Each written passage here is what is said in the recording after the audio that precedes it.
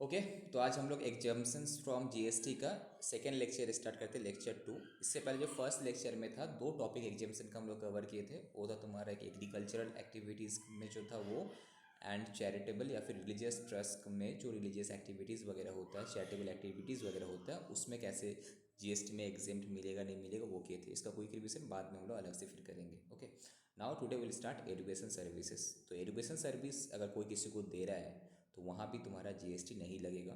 ठीक है, तो इसका ये तुम्हारा बेयर एक्ट है, ये एक्ट में लिखा हुआ, फिर इसका एनालिसिस यहाँ से।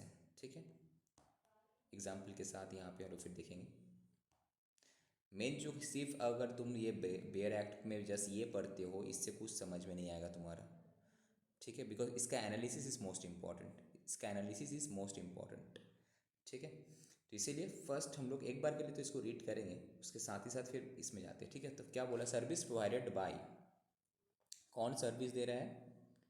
By N educational institutions. ठीक है, किसको दे रहा है? कोई भी स्टूडेंट्स को, कोई फैकल्टी को या फिर स्टाफ को, ये तुम्हारा एग्जेम्प्ट है। फिर क्या बोला, बाई एन एजुकेशनल इंस्टीट्यूशंस किसको दे रहा है? Bye way of conduct of entrance examinations. Suppose CA का फाउंडेशन का एग्ज़ाम हुआ, ठीक है, सीएमए का फाउंडेशन एग्ज़ाम हुआ, तो जॉइंट का एंट्रेंस एग्जामिनेशन हुआ, तो सी इंस्टीट्यूट, जॉइंट का जो भी इंस्टीट्यूट वगैरह है, वो लोग जो एग्ज़ाम करवाता है तो वो तुमसे एग्जामिनेशन फ़ीस लेता है। तो कभी हैव यू नोटिस्ड कि उसमें कभी जीएसटी लगता है कि नहीं? कभी चार्ज नहीं करता, बिकॉज वो एग्जेम्प्ट है। ठीक है, एंट्रेंस एग्जामिनेशन में जो एंट्रेंस फ़ी लेता है वो तुम्हारा एग्जेम्प्ट होता है। अगेन सर्विस प्रोवाइडेड टू, ये देखो बाई था, बाई मतलब एजुकेशन इंस्टीट्यूशन सर्विस दिया इसको, they are the service provider, ये सर्विस प्रोवाइडर है। यहाँ पे एजुकेशन इंस्टीट्यूशन को सर्विस रिसीवर है, यहाँ पे सर्विस मिल रहा है किसी और से। एजुकेशनल इंस्टीट्यूशन ठीक है, स्टूडेंट्स को सर्विस देता है, टीचिंग करवाता है, एग्ज़ाम लेता है, ओके फाइन, बट इसको भी तो कोई सर्विस देता है। फॉर एग्जांपल सपोज डीपीएस है, डीपीएस है, या फिर डीएवी मॉडल स्कूल है, कार्मेल है, बहुत सारे स्कूल है। सपोज स्टूडेंट्स का ट्रांसपोर्टेशन के लिए क्या किया, बहुत सारा बस, 40-50 तो बस हायर करके रखा है। दे हैव, वो लोग क्या करता है, बस वाला को, जो बस का जो तुम्हारा ओनर है उसको हायर चार्जेस देता है, बट पूरा बस का कंट्रोल अपने पास रखा है कि कहाँ जाना है नहीं जाना है, एज़ पर देयर इंस्ट्रक्शन, जो रूटीन रहता है स्टूडेंट्स को लेके जाना आना सब कुछ करता है। तो यहाँ पे जो ट्रांसपोर्टेशन जो ट्रांसपोर्टर लोग, दैट मीन्स जो स्कूल्स वगैरह को जो ट्रांसपोर्टेशन सर्विसेज दे रहा है, किस चीज़ के लिए? स्टूडेंट्स के लिए, फैकल्टी का लाना आना जाना, स्टाफ का आना जाना के लिए जो ट्रांसपोर्टेशन फैसिलिटी दे रहा है, बस सर्विस फैसिलिटी या car facility, what ever it is, तो वो बिल चार्ज करता होगा, तो यहाँ पे एग्जेम्प्ट है। करेक्ट। सो अगर कुछ दिन पहले हम लोग पढ़े थे, जब हम लोग रिवर्स चार्ज मेकनिज्म कर रहे थे, तो अगर कोई कार का ओनर, कोई कार हायर चार्जेस या फिर बस हायर चार्जेस जो होता है उसमें वो जीएसटी में है, बट जीएसटी में है, वो चार्ज करता है वहाँ पे, राइट, हम लोग देखे थे वहाँ पे। बट यहाँ पे तुम्हारा क्या है, वो सेम चीज़ ही अगर कोई स्कूल को सर्विस देता है, सपोज तुम ट्रक, तुम ट्रांसपोर्टर है, या फिर तुम बस का ओनर है, या फिर कार बहुत सारा तुम्हारा, तुम किसी को सर्विसेज देता है, ठीक है, तो तुम जो बिल चार्ज करेगा वहाँ पे जीएसटी एग्जेम्प्ट नहीं लगेगा। Okay, next, catering. अब स्कूल कुछ प्रोग्राम वगैरह का है, कैटरिंग सर्विसेज किसी से लिया है, तो कोई कैटरर स्कूल को कैटरिंग सर्विसेज देता है, इंक्लूडिंग यानी मिड डे मील हो गया, sponsor by the central government. Mid day meal भी हम क्या, कोई कैटरर को बोल के रखे, वो खिलाता है। ठीक है, तो ये सब केसेस में क्या होगा, तुम्हारा एग्जेम्प्ट है। दूसरा, सिक्योरिटी। स्कूल में तो भाई सिक्योरिटी गार्ड भी तो चाहिए, तो कोई सिक्योरिटी सर्विस कंपनी स्कूल में क्या होता है, सिक्योरिटी गार्ड सप्लाई करता है, तो उसका बदले मंथली में बिल्स चार्ज करता है। तो सिक्योरिटी सर्विस या फिर क्लीनिंग, हाउस कीपिंग सर्विसेज, ये भी तो स्कूल को कोई प्रोवाइड करता है, तो जो भी प्रोवाइड कर रहा है सिक्योरिटी सर्विस, क्लीनिंग का, हाउस कीपिंग का, ये सब एग्जेम्प्ट है। Okay, next, services related to admission to और conduct of examination by such institutions.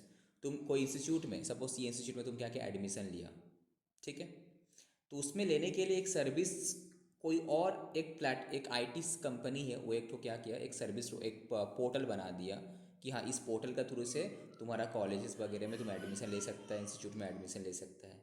या फिर कोई एक प्राइवेट पार्टी इस स्कूल का एग्जामिनेशन कॉन्डक्ट करवाया, ठीक है, तो वो सर्विसेज दिया इंस्टीट्यूशंस को, तो वो भी तुम्हारा एग्जेम्प्ट है। सपोज आईबीपीएस होता है ना, आईबीपीएस, ठीक है, होता है। या फिर स्कूल का कोई सपोज एग्ज़ाम होने वाला है, सपोज सीए इंस्टीट्यूट का एग्ज़ाम होता है, राइट, सीए का जो एग्ज़ाम होता है, ठीक है, तो हम एक थर्ड पार्टी को कॉन्ट्रैक्ट दिए कि तुम पूरा सीए का एग्ज़ाम करवा लो, तो कहाँ पे क्या सीट गिरेगा नहीं, तो सब पार्टी को करा दे, तो वो जो सर्विसेज दिया रिगार्डिंग एडमिशन, रिगार्डिंग एग्जामिनेशन, कैसे कॉन्टैक्ट करना है, तो ये सब एग्जेम्प्ट है। Supply of online educational journals और पीरियडिकल्स, ठीक है। तो यहाँ पे क्या हुआ, ये किसको दिया, इंस्टीट्यूट को कोई ऑनलाइन एजुकेशनल जर्नल या पीरियडिकल सप्लाई कर रहा है, वो भी उसमें जीएसटी चार्ज नहीं करेगा। अंडरस्टूड। तो फर्स्ट दो पॉइंट क्या था, education institutions students faculty staff को सर्विस दे रहा था।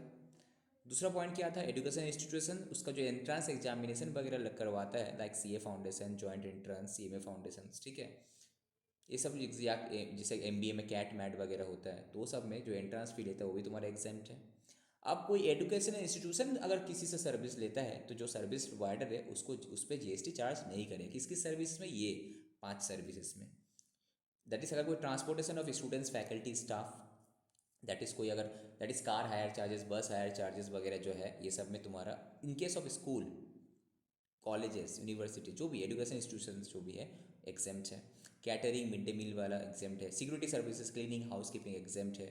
सर्विसेज रिलेटेड टू एडमिशन, ये स्कूल खुद नहीं कर रहा है, स्कूल किसी और से करवा रहा है कि मेरा एडमिशन का काम करा दो, मेरा मेरा on behalf of my institutions you conduct the examinations, ठीक है, ऐसे का IBPS वगैरह होता है ना, तो उस टाइप में तुम्हारा क्या एग्जेम्प्ट है तुम्हारा। Supply of online educational journals periodical school को दे रहा है तो वो भी एग्जेम्प्ट है। हाउएवर नथिंग कंटेन इन सब आइटम 1 से लेके 1, 2, 3 ऑफ आइटम बी, जो आइटम बी का जो 1 है, 2 है, 3 है, ये जो 3 है ये तुम्हारा अप्लाई नहीं होगा। Not apply to education institution other than and institutions providing services by a, देखो, by way pre school education and education up to class 12। तो ये जो 3 केस है तुम्हारा भाई, कॉलेजेस में नहीं होगा, अप टू क्लास 12 का बच्चा तक। तुम्हारा कोई स्कूल है, कोई हायर स्कूल है, वहाँ तक ही। कोई कॉलेजेस अगर कर रहा हो तो इसका मतलब क्या होगा, जीएसटी लगेगा। अगर कोई कॉलेज को या फिर कोई यूनिवर्सिटीज़ को, कोई एमबीए कॉलेज को, ठीक है, बहुत सारे एमबीए कॉलेजेस रहते हैं, प्राइवेट एमबीए कॉलेजेस, वो क्या किया, ये ट्रांसपोर्टेशन ऑफ स्टूडेंट्स के लिए बस हायर किया, कार हायर किया, तो उस केस में जीएसटी लगेगा कि नहीं लगेगा, बोलो। लगेगा, बिकॉज यहाँ पे जो एग्जाम किया बोलो ना, 1, 2, 3 को हम लोग करते हैं ओनली फॉर इंस्टीट्यूशंस जो भी प्री स्कूल एजुकेशन का सर्विस देता है and education up to higher secondary school, HS class 12। उसके बाद का भाई दैट इज उसके बाद वाला अगर होगा big colleges, universities, MBA, FMBA, जो भी प्रोफेशनल ये है, तो वो तुम्हारा क्या होगा, टैक्सेबल हो जाएगा। दैट जो सर्विस देगा GST चार्ज करेगा, नॉर्मल जो भी रेट है। नथिंग कंटेन इन सब। अब आ जाते हैं 5 नंबर वाला में, जो है ना ये 5 नंबर वाला में, shall apply to an institution providing services by way of preschool educations and education up to higher secondary school or equivalent। इसके लिए अप्लाई नहीं होगा। And education as a part of approve vocational education courses के लिए, उसके लिए भी तुम्हारा ये अप्लाई नहीं होगा। अब इसका एनालिसिस पे हम लोग फोकस करते हैं, ठीक है। तो सबसे पहला क्वेश्चन यहाँ पे आता है, सर एजुकेशनल, यहाँ पे बोला है एजुकेशनल इंस्टीट्यूशंस, राइट। तो सर एजुकेशनल इंस्टीट्यूशन में क्या क्या फॉल करते हैं वो हम लोग देखने पड़ेगा यहाँ पे। देखो एजुकेशन ये सब तो कहानी है, ये सबको हम लोग पता है, ठीक है। एजुकेशन एक फंडामेंटल है नेशन बिल्डिंग का, एजुकेशन इस, बट एजुकेशन का डेफिनेशन क्या है कहीं पे डिफाइन नहीं किया हुआ CGST एक्ट में, ठीक है, बट कोर्ट का इसमें डिस्कस किया हुआ। एजुकेशन एक प्रोसेस है ट्रेनिंग देने का, नॉलेज डेवलपमेंट करने का वगैरह वगैरह, ये सब तो कहानी है, हटा। नाउ मेन मुद्दे पे आ जाते हैं। Hyper commercialisation of education is also a reality. अभी एजुकेशन को एक बिजनेस बना दिया गया है, ठीक है। The distinction between the core and ancillary education is blurring and education is now an organise industry with huge revenue, right. तुम बहुत सारा प्राइवेट कॉलेजेस वगैरह को खोल कर, कोचिंग सेंटर खोल के बहुत कमा सकते हैं। GST law tries to maintain fine balance between core educational services provided and specified services received by education institutions are exempt। Only जो कोर एजुकेशन सर्विसेज है जो इंस्टीट्यूट प्रोवाइड करता है वो, एंड जो भी स्पेसिफाइड सर्विस एक एजुकेशन इंस्टीट्यूशन रिसीव करता है उसी को एग्जेम्प्ट किया गया। एंड अदर सर्विसेज जो है are sought to be taxable किया गया, ठीक है। Now exemption from GST granted, entry number 66 जो हम लोग यहाँ पे डिस्कस है, 66 का द्वारा दिया गया है, अब can be discuss under the 2 broad categories. एक है तुम्हारा output service, what does it mean output service मतलब इंस्टीट्यूट जो सर्विस देता है। इनपुट सर्विस मतलब इंस्टीट्यूट जो एजुकेशन इंस्टीट्यूट जो सर्विस लेता है। आउटपुट मतलब इंस्टीट्यूट जो सर्विस दे रहा है स्टूडेंट्स को, फैकल्टी को। और इनपुट सर्विस मतलब इंस्टीट्यूट जो सर्विस ले रहा है, जैसे कि अभी हम लोग देखे ना ट्रांसपोर्टेशन वाला, कैटरिंग वाला, क्लीनिंग, हाउसकीपिंग, ये सब जो था, एग्जाम कॉन्डक्ट करने वाला। नाउ हम लोग सबसे पहले आउटपुट सर्विस से फोकस करते हैं, ठीक है। तो ये लाइन ऑलरेडी हम लोग वहाँ पे रीड कर चुके हैं कि service provided by educational institutions. Output service मतलब it is provided by educational institutions, किसको, स्टूडेंट्स को, फैकल्टी को, स्टाफ को। And by way of conduct of entrance examinations against consideration, ये दोनों पॉइंट था यहाँ पे, ठीक है। एंट्रेंस एग्जामिनेशन एंड स्टूडेंट्स वगैरह को जो नॉर्मल टीचिंग वगैरह का जो सर्विस देता है, ये दोनों कवर था यहाँ पे। इसको हम लोग बोला गया कि एग्जेम्प्ट है जीएसटी में, correct. Now, since exemption with respect to sales service available only when these services are provided by educational institutions, that means it is important to analyze the term, जो हम बोल रहे थे एजुकेशन इंस्टीट्यूशन होता क्या है, तब उसको हम लोग जानते हैं, ठीक है। तो नाउ एजुकेशन इंस्टीट्यूशन मतलब यहाँ पे क्या बोला गया कि भाई प्री स्कूल एजुकेशन, स्कूल से पहले, and up to education up to HS class 12 और उसका इक्विवेलेंट। उसके बाद education as a part of curriculum for obtaining a qualification recognised by any law for the time being in force. That means तुम्हारा BCom आएगा इसमें, ये सब no आएगा कि नहीं आएगा, BCom, Qualifying MCom, recognition by any law. Qualifying any qualification जो कि ना रिकॉग्नाइज्ड है bye any law.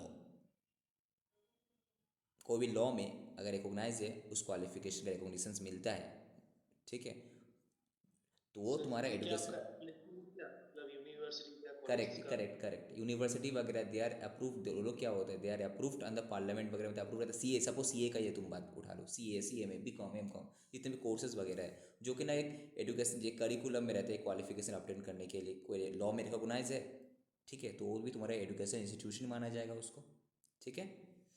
Next education as a part of approved vocational educational course, बहुत सारा government approved vocational education course रहता है, तो वो भी इंस्टीट्यूट वगैरह एजुकेशनल इंस्टीट्यूशन नहीं माना जाएगा, ठीक है। क्लास 12 तक तो है, ठीक है।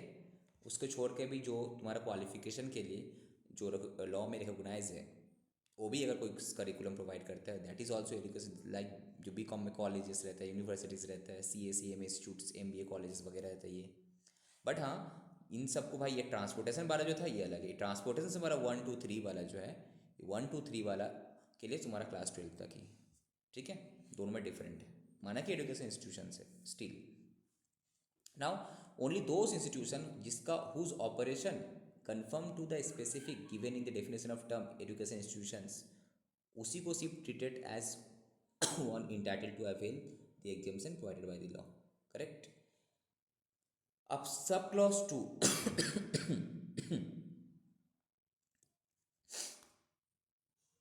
एडुकेशन एज अ पार्ट, कहाँ थे हम लोग, जो ये वाला, इसको बारे में हम लोग डिस्कस कर रहे हैं। Education as a part of the curriculum, education एक करिकुलम का पार्ट है फॉर ऑब्टेनिंग अ क्वालिफिकेशन, जो कि ना क्वालिफिकेशन एक कोई भी लॉ में रिकॉग्नाइज होना चाहिए, ठीक है।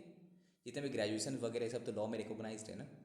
Means the education delivered as a part of the curriculum that has prescribed, जो कि ना प्रेस्क्राइब किया गया for obtaining a qualification prescribe by law. Suppose graduate होने के लिए BCom करना ज़रूरी है कॉमर्स के लिए, ग्रेजुएट होने के लिए BSc वगैरह करना ज़रूरी है फॉर साइंस बैकग्राउंड, ग्रेजुएट होने के BA करना ज़रूरी है फॉर आर्ट्स बैकग्राउंड, तो ये सब तो प्रेस्क्राइब बाय लॉ है ना, उस तुम्हारा कवर हो जाए। Thus in order to cover under entry 66 the education service should be delivered as a part of the curriculum. In view of the above it can be inform that, यहाँ पे कुछ example दिए हैं, ठीक है। Conduct of degree courses by college universities, जैसे कि हम लोग का CA में इंस्टीट्यूशंस वगैरह है, तो कवर होता है क्लॉज 2 में, यस कवर होगा ना, बिकॉज ये सब कोर्सेज जो है भाई qualify it is recognise by law है, करेक्ट। तो BCom, MCom, ठीक है, इस टाइप का जितना भी ग्रेजुएशन वाला है, BSc, BCA, MCA और कहाँ गए यार, BA, ठीक है, CA, CMA, ये सब रिकॉग्नाइज बाय लॉ है।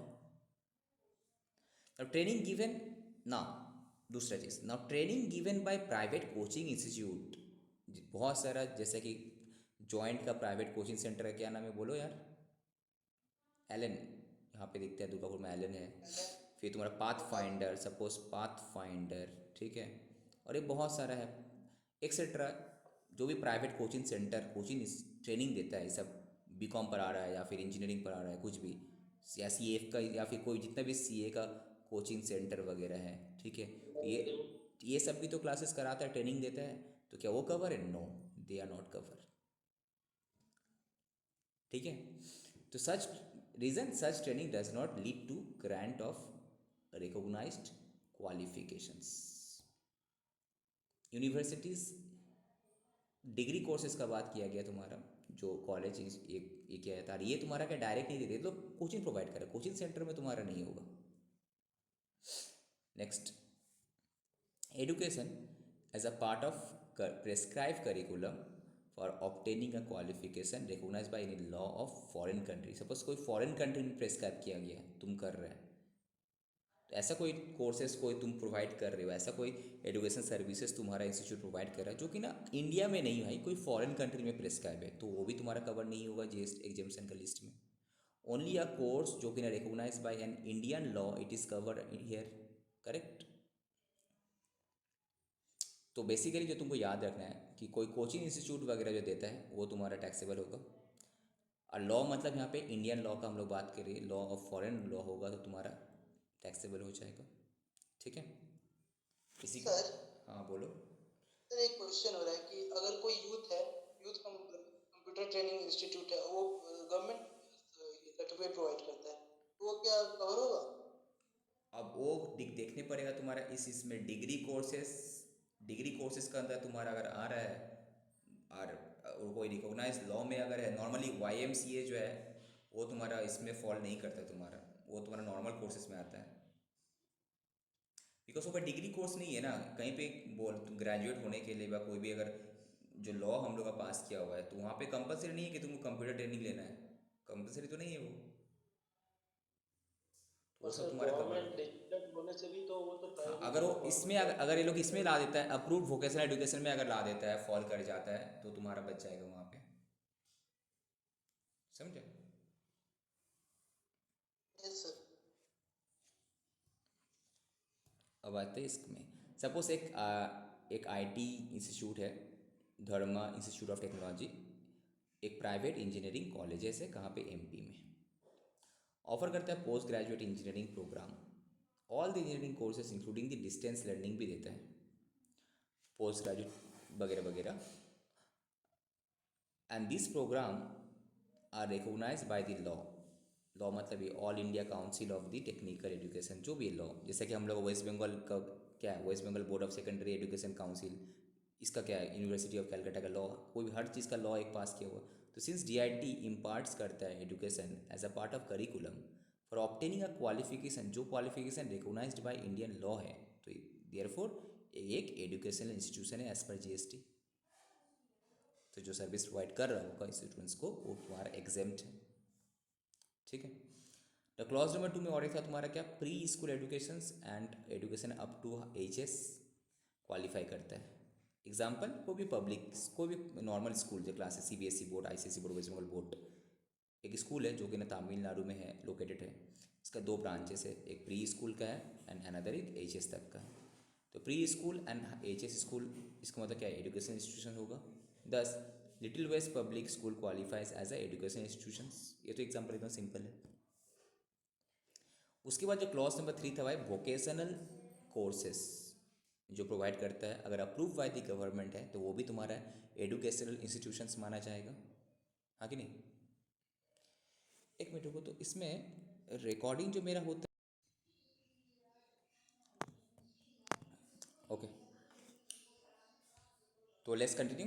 तो हम लोग कर रहे थे कि ये जो है तुम्हारा, अब क्लॉज नंबर 3 जो हम लोग यहाँ पे देख रहे थे, एजुकेशन इंस्टीट्यूशन का, और एक डेफिनेशन क्या था तुम्हारा कि एजुकेशन सर्विस अगर कोई प्रोवाइड करता है, it is approve by vocational education courses, जो कि कोई भी अगर वोकेशनल एजुकेशन कोर्सेज वगैरह प्रोवाइड कर जो कि ना अप्रूव्ड है, तो वो भी तुम्हारा आ जाएगा। Example, a course run by ITI, बहुत सारा देखना ITI का अप्रूव किया हुआ बहुत सारा कोर्सेज रहता है कैलकाटा वगैरह में, ठीक है। बेसिकली मैकेनिकल इंजीनियरिंग, ये वो ऑटोमोबाइल इंजीनियरिंग बहुत ज़्यादा रहता है तुम्हारा, ठीक है। तो वो ITC इसका फुल फॉर्म क्या है, इंडस्ट्रियल ट्रेनिंग इंस्टीट्यूट। ITI मतलब इंडस्ट्रियल ट्रेनिंग इंस्टीट्यूट्स और ITC मतलब इंडस्ट्रियल ट्रेनिंग सेंटर्स, ठीक है। Affiliated to the national council for vocational trainings और state council for vocational training, offering the courses in designated trades. Trades मतलब कौन कौन से इसके एरिया में कोर्सेस है रहता है, नोटिफाइड है under this act. Apprentice act बोल के 1961 में है, वो भी तुम्हारा कवर है। कोई अगर modular employable skill courses approved by the NCVT, NCVT का फुल फॉर्म तुम्हारा है, कहाँ गया देखने पड़ेगा, NCVT run by a person जो कि ना रजिस्टर है with the directorate general training, ministry of skill development and enterprises में। The modular employable skill is the minimum skill set which is sufficient for gaining employment knowledge वगैरह। it provides, जो सब बकवास है छोड़ो, ठीक है। अब डेजिग्नेटेड ट्रेड क्या क्या है तुम्हारा, मीन्स तुम्हारी engineering, non engineering, technology, any vocational courses जो कि ना central government after consultation with the central and ये जो अप्रेंटिसशिप काउंसिल है उसके बाद डिस्कस करने के बाद अपना ऑफिशियल गैजेट में नोटिफाई करता है, ठीक है। तो वो भी तुम्हारा सर्विसेज जो है कहाँ पे आ जाएगा, वोकेशनल कोर्सेज में आ जाएगा। तो एजुकेशन इंस्टीट्यूशंस हो रहा है तो एग्जेम्प्ट हो जाएगा। जैसे कि कोर्सेज रन बाय ITI हम हाईलाइट कर रहे हैं, कोर्सेज रन बाय, दुर्गापुर बोलो। जो हम लोग का दुर्गापुर में जो MSME है, वो एम्प्लॉयमेंट एक्सचेंज बैंक, वो भी तो ट्रेनिंग प्रोवाइड करता है, वो भी NCVT में है शायद, वो NCVT एग्जाम्स अगर नहीं है है। तो उसको जो ट्रेनिंग देता है तो किसी से GST नहीं चार्ज करता होगा। अब इसको भी जो देता होगा वो उसमें भी GST तब नहीं लगेगा, वो सब केसेस में जो हम लोग अभी देखें। अब देखो क्वेश्चन है कि सब प्राइवेट ITI बहुत सारा है ना, प्राइवेट इन द, तो क्वेश्चन है ये तो तुम्हारा समझ में आ जाएगा रीड करने से, कुछ नहीं है ना। Private ITI qualify as an education institutions if the education provided by this ITI is approved, जैसे तुम क्वेश्चन किया अभी, vocational education courses as defined above. अगर कोई ऐसा कोई सर्विसेज दे रहा है जो कि ना अप्रूव्ड वोकेशनल कोर्सेज है तो तुम्हारा क्वालिफाई हो जाएगा एज एन एजुकेशन इंस्टीट्यूशन बोल के वहाँ पे। Accordingly the service provided by private ITI क्या होगा, एजुकेशन इंस्टीट्यूशन में आएगा तो वो भी एग्जेम्प्ट हो जाएगा ना, only in respect of, but हाँ जो भी सर्विसेज दे रहा है भाई it should be in respect of designated trade जो कि नोटिफाइड है, तभी जाके एग्जेम्प्ट होगा, ठीक है। उसके बाद service provided by private ITI by way of conduct of entrance examination, वो भी तब एग्जाम्प्ट होगा, ठीक है। Moreover in respect of such designated trade services provided to private ITIs, उसी केस में जो प्राइवेट ITIs को जो सर्विस दे रहा होगा इन रिलेशन टू जो एडमिशन है या फिर एग्जामिनेशन कराना, वो भी एग्जाम्प्ट होगा। इसका मतलब जो प्राइवेट ITI कॉलेजेस वगैरह है वो लोग क्या करते हैं, किसी और थर्ड पार्टी को दे दिया कि मेरा एडमिशन तुम लोग देख लो एंड मेरा एग्जाम होकर एग्जामिनेशन वगैरह कॉन्डक्ट करवा लो, तो वो भी तुम्हारा क्या जो सर्विस दे रहा होगा उसको वो भी एग्जाम्प्ट है। अदर केसेस में तुम्हारा क्या होगा, GST लगेगा ना। गवर्नमेंट ITI, तो गवर्नमेंट ITI वो तो ऑलरेडी तुम्हारा अप्रूव है, ठीक है, तो वहाँ तो दरकार ही नहीं है, वो तो एग्जाम्प्ट होगा ऐसे भी। और concern service provided by a government ITI to individual trainee students वगैरह, तो एक तो एग्जाम्प्ट है ही, ठीक है। It is important to note that central हो या फिर स्टेट एजुकेशनल बोर्ड, ठीक है, shall be treated as educational institutions, जैसे कि CBSE, West Bengal board, for the limited purpose of providing services by way of conduct of examination to the students, आगे नहीं। जो बोर्ड वगैरह होता है लोग तो खाली एग्जाम ही कंडक्ट कराता पढ़ाता, तो कोई और स्कूल्स वगैरह रिस्पेक्टिव उसका अंडर में जो है तो वो भी तुम्हारा एग्जाम्प्ट है। नाउ अनरिकॉग्नाइज्ड एजुकेशनल इंस्टीट्यूशंस, जो अनरिकॉग्नाइज्ड है for your private coaching centre और other unrecognised institutions, though self styled as an educational institution है, would not be treated as educational institution under GST and thus can not avail exemption available to an education institution. Important है question तुमको आएगा case study में कि suppose क्या बताओ कि कोई प्राइवेट कोचिंग सेंटर या फिर कोई भी स्कूल कॉल, तुम स्कूल्स कॉलेजेस खोल के रखा बट रिकॉग्नाइज नहीं है, ठीक है, recognise suppose CBSE West Bengal board में रिकॉग्नाइज नहीं है, या फिर कोई लॉ यूनिवर्सिटी में रिकॉग्नाइज नहीं है, इन दैट केस तुम कोचिंग सेंटर वगैरह, जस्ट तुम कोचिंग सेंटर प्रोवाइड करते हैं, ट्रेनिंग प्रोवाइड करता है या कोचिंग प्रोवाइड करता है, तो इस केस में तुम्हारा जो है वो एजुकेशन में तुम फॉल नहीं करेगा, तो GST में तुमको कोई एग्जामेशन नहीं मिलने वाला है। ओके, प्राइवेट कोचिंग सेंटर या फिर other unrecognised institutions though self styled education institution है would not be treated as an educational institution under GST, thus cannot avail exemption available to an educational institutions। ठीक है,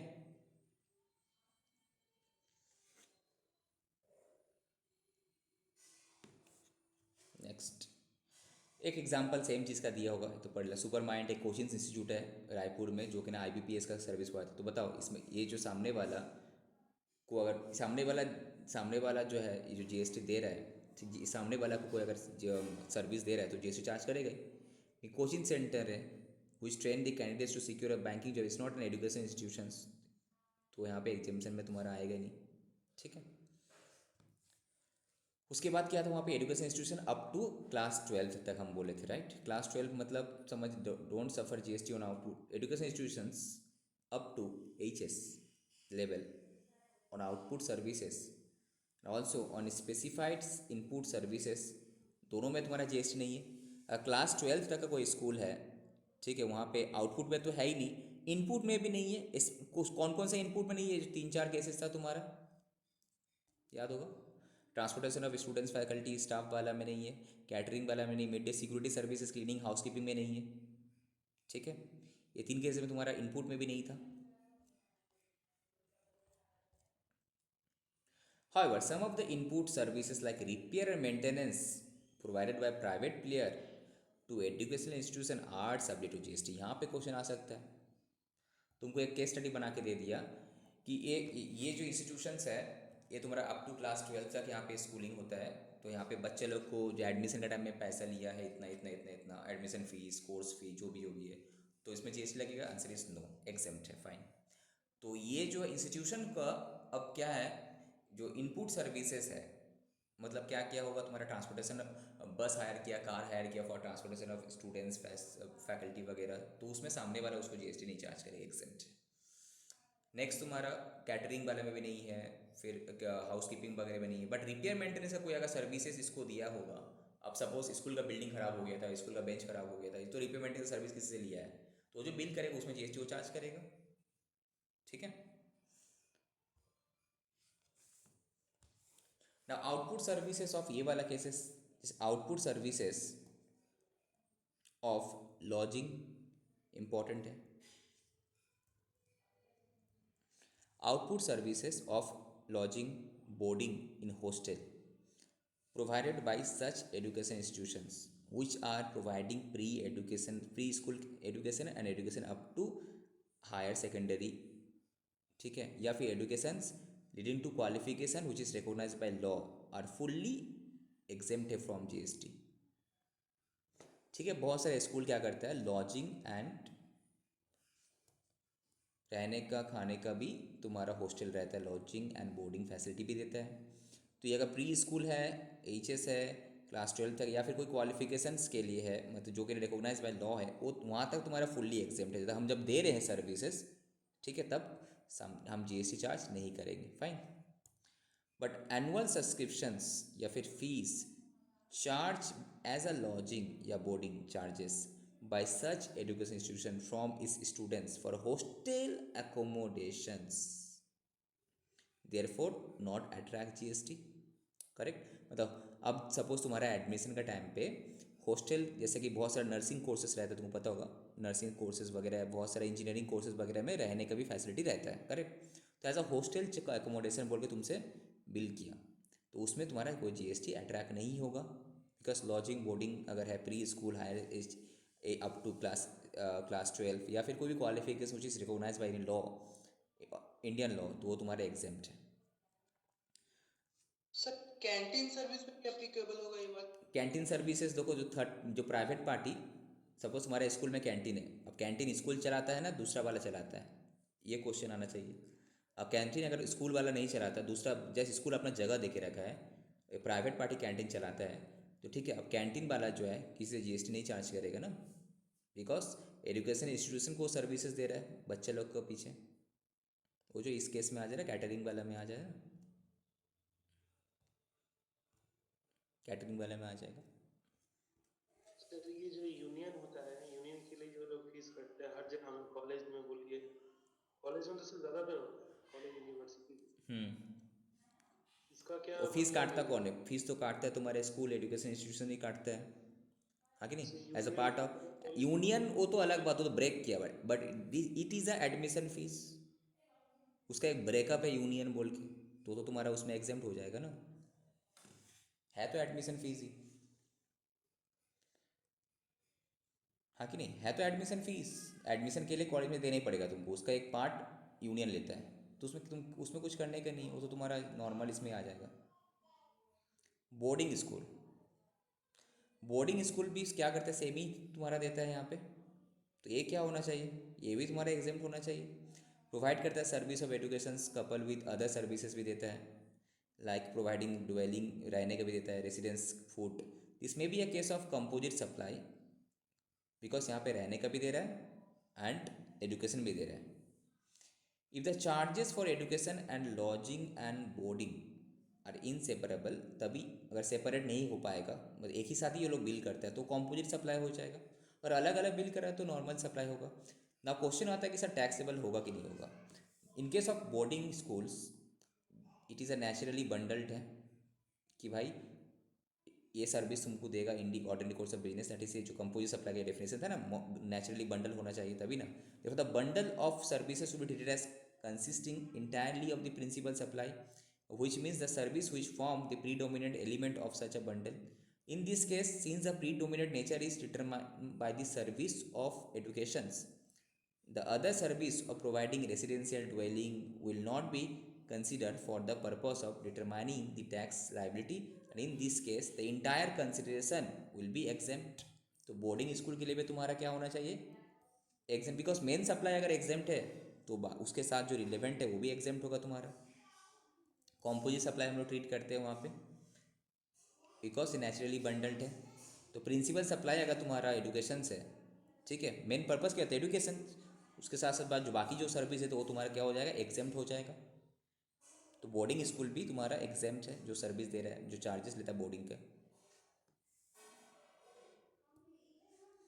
now we have already, ये तो देख लिया हम लोग। Now however the question arise that in case where a course in a college leads to dual qualification, double, और उसमें से only one of which is recognised by law, तब क्या होगा। Would the service provided by the college by way of such education be covered by the exams notification. अच्छा question है। Dual qualification is the nature of two separate services, दो अलग अलग service दिया as the curriculum, and the fees for each of such qualifications अलग अलग रहना चाहिए सेपरेटली। तो इन दैट केस अलग अलग तुम्हारा होगा taxable, if in respect of each qualification would therefore be assessed separately देखने पड़ेगा तुमको। If an artificial bundle of service is created by clubbing two course together, एक आर्टिफिशियल जानबूझ तुम एक artificial bundle of service create किया, तो दो कोर्स को क्लब करके, then when only single fee is charged for both, only one of which leads to qualification recognized by law, then by application of the rule of determination of taxability of a supply which is not bundled in the ordinary course of business, it shall be treated as mixed supply होना हो जाएगा ना। तब mix supply क्या होता है, जो independent है, जो नेचुरली बंडल्ड नहीं है, बट हम दो को एक सिंगल प्राइस चार्ज किया, that was a mix supply. Mix supply का कांसेप्ट क्या था, जो सप्लाई है, सप्लाई ऑफ सर्विसेज हो या फिर सप्लाई ऑफ गुड्स हो, जो या मिक्स हो व्हाटएवर, दोनों इंडिपेंडेंट सप्लाई है, हम चाहे तो अलग अलग कर सकते थे, बस हम जानबूझ के एक सिंगल प्राइस में किए, तो तुम्हारा मिक्स सप्लाई हो जाएगा। मिक्स सप्लाई का केस में क्या होता है, बोलो कौन से रेट में टैक्सेबल होता है, जो जो हायर हाईएस्ट रेट होता है उसकी इसमें टैक्सेबल होगा। ठीक है, हो सकता है एक तुम्हारा एग्जाम्प्ट है दूसरा वाला एग्जाम नहीं है, उसमें टैक्सेबल होगा ना। हाउएवर अब इंसिडेंटल जो ऑक्सिलरी कोर्सेज रहते हैं, ये करने में ये ऑटोमेटिक इंसिडेंटल है। For example hobby classes, incidental auxiliary courses provided by, तुम्हारा स्कूल कुछ इंसिडेंटल स्कूल कॉलेजेस या फिर यूनिवर्सिटी इंसिडेंटल कुछ classes courses provide like hobby classes और extra curriculum activities in furtherance to of our overall wellbeing के लिए। अगर ये naturally will be example of naturally bundled service course and therefore treated as composite supply.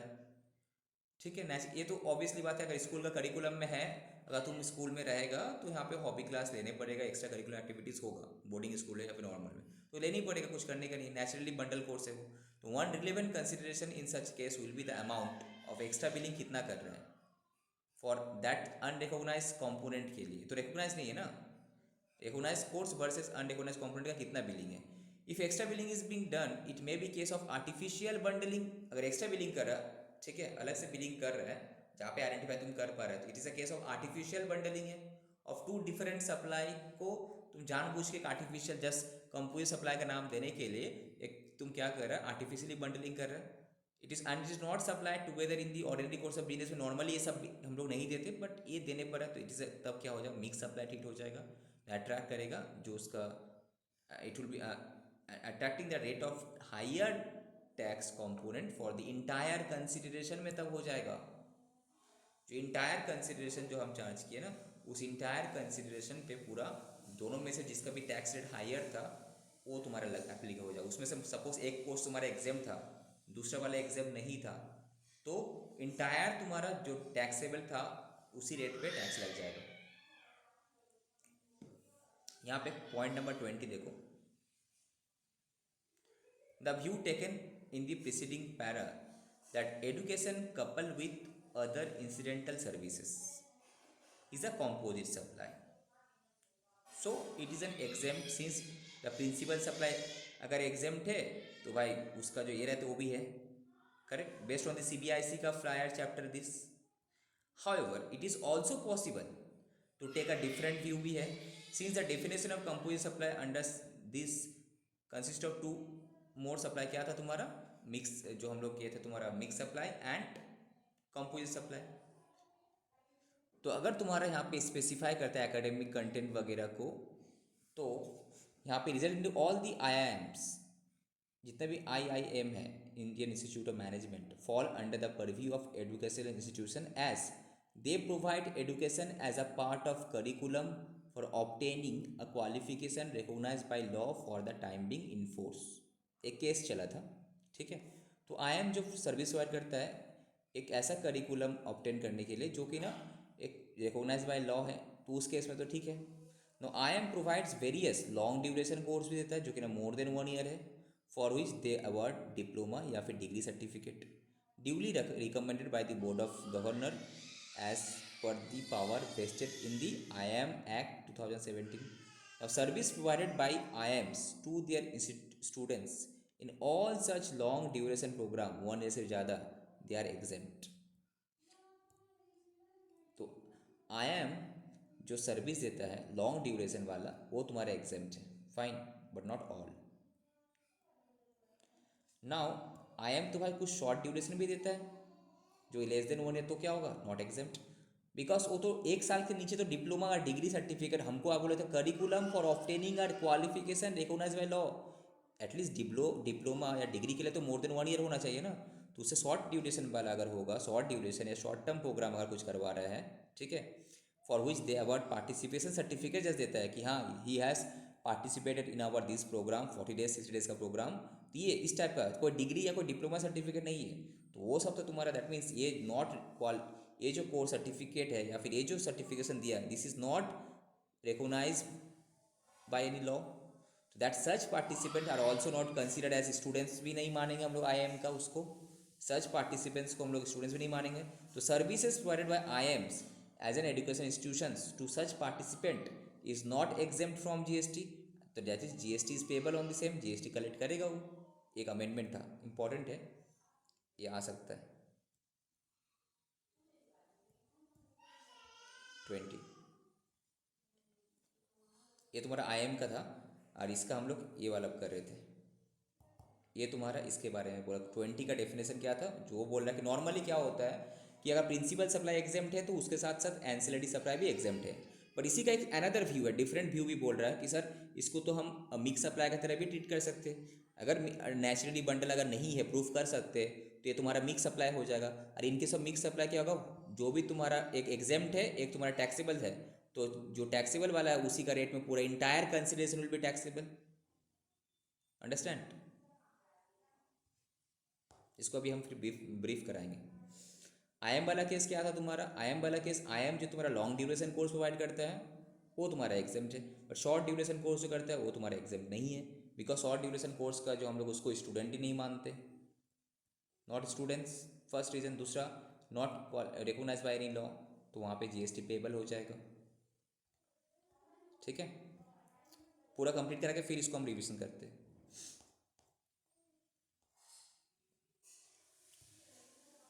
Next तुम जो बोल रहा था केस अपना आशीष पूछ रहा था ना कि सर एजुकेशन इंस्टीट्यूशन में एक मेस भी चलता है, कैंटीन भी चलता है, तो क्या होगा? ठीक है, उसके बाद यहाँ तक तुम्हारा आउटपुट सर्विस हो जाएगा, फिर इनपुट सर्विस से फोकस करेंगे। अभी तक जो हम लोग देख रहे हैं, एजुकेशनल इंस्टीट्यूशन सर्विस प्रोवाइड कर रहा है इधर स्टूडेंट्स को, फैकल्टी को, आउटपुट सर्विस दे रहा है। उसके बाद फिर हम लोग इनपुट सर्विस में भी यहाँ पे फोकस करेंगे। ठीक है, यहाँ पे तुम्हारा एंड होगा। Now supply of foods. Now educational institutions generally have mess facility.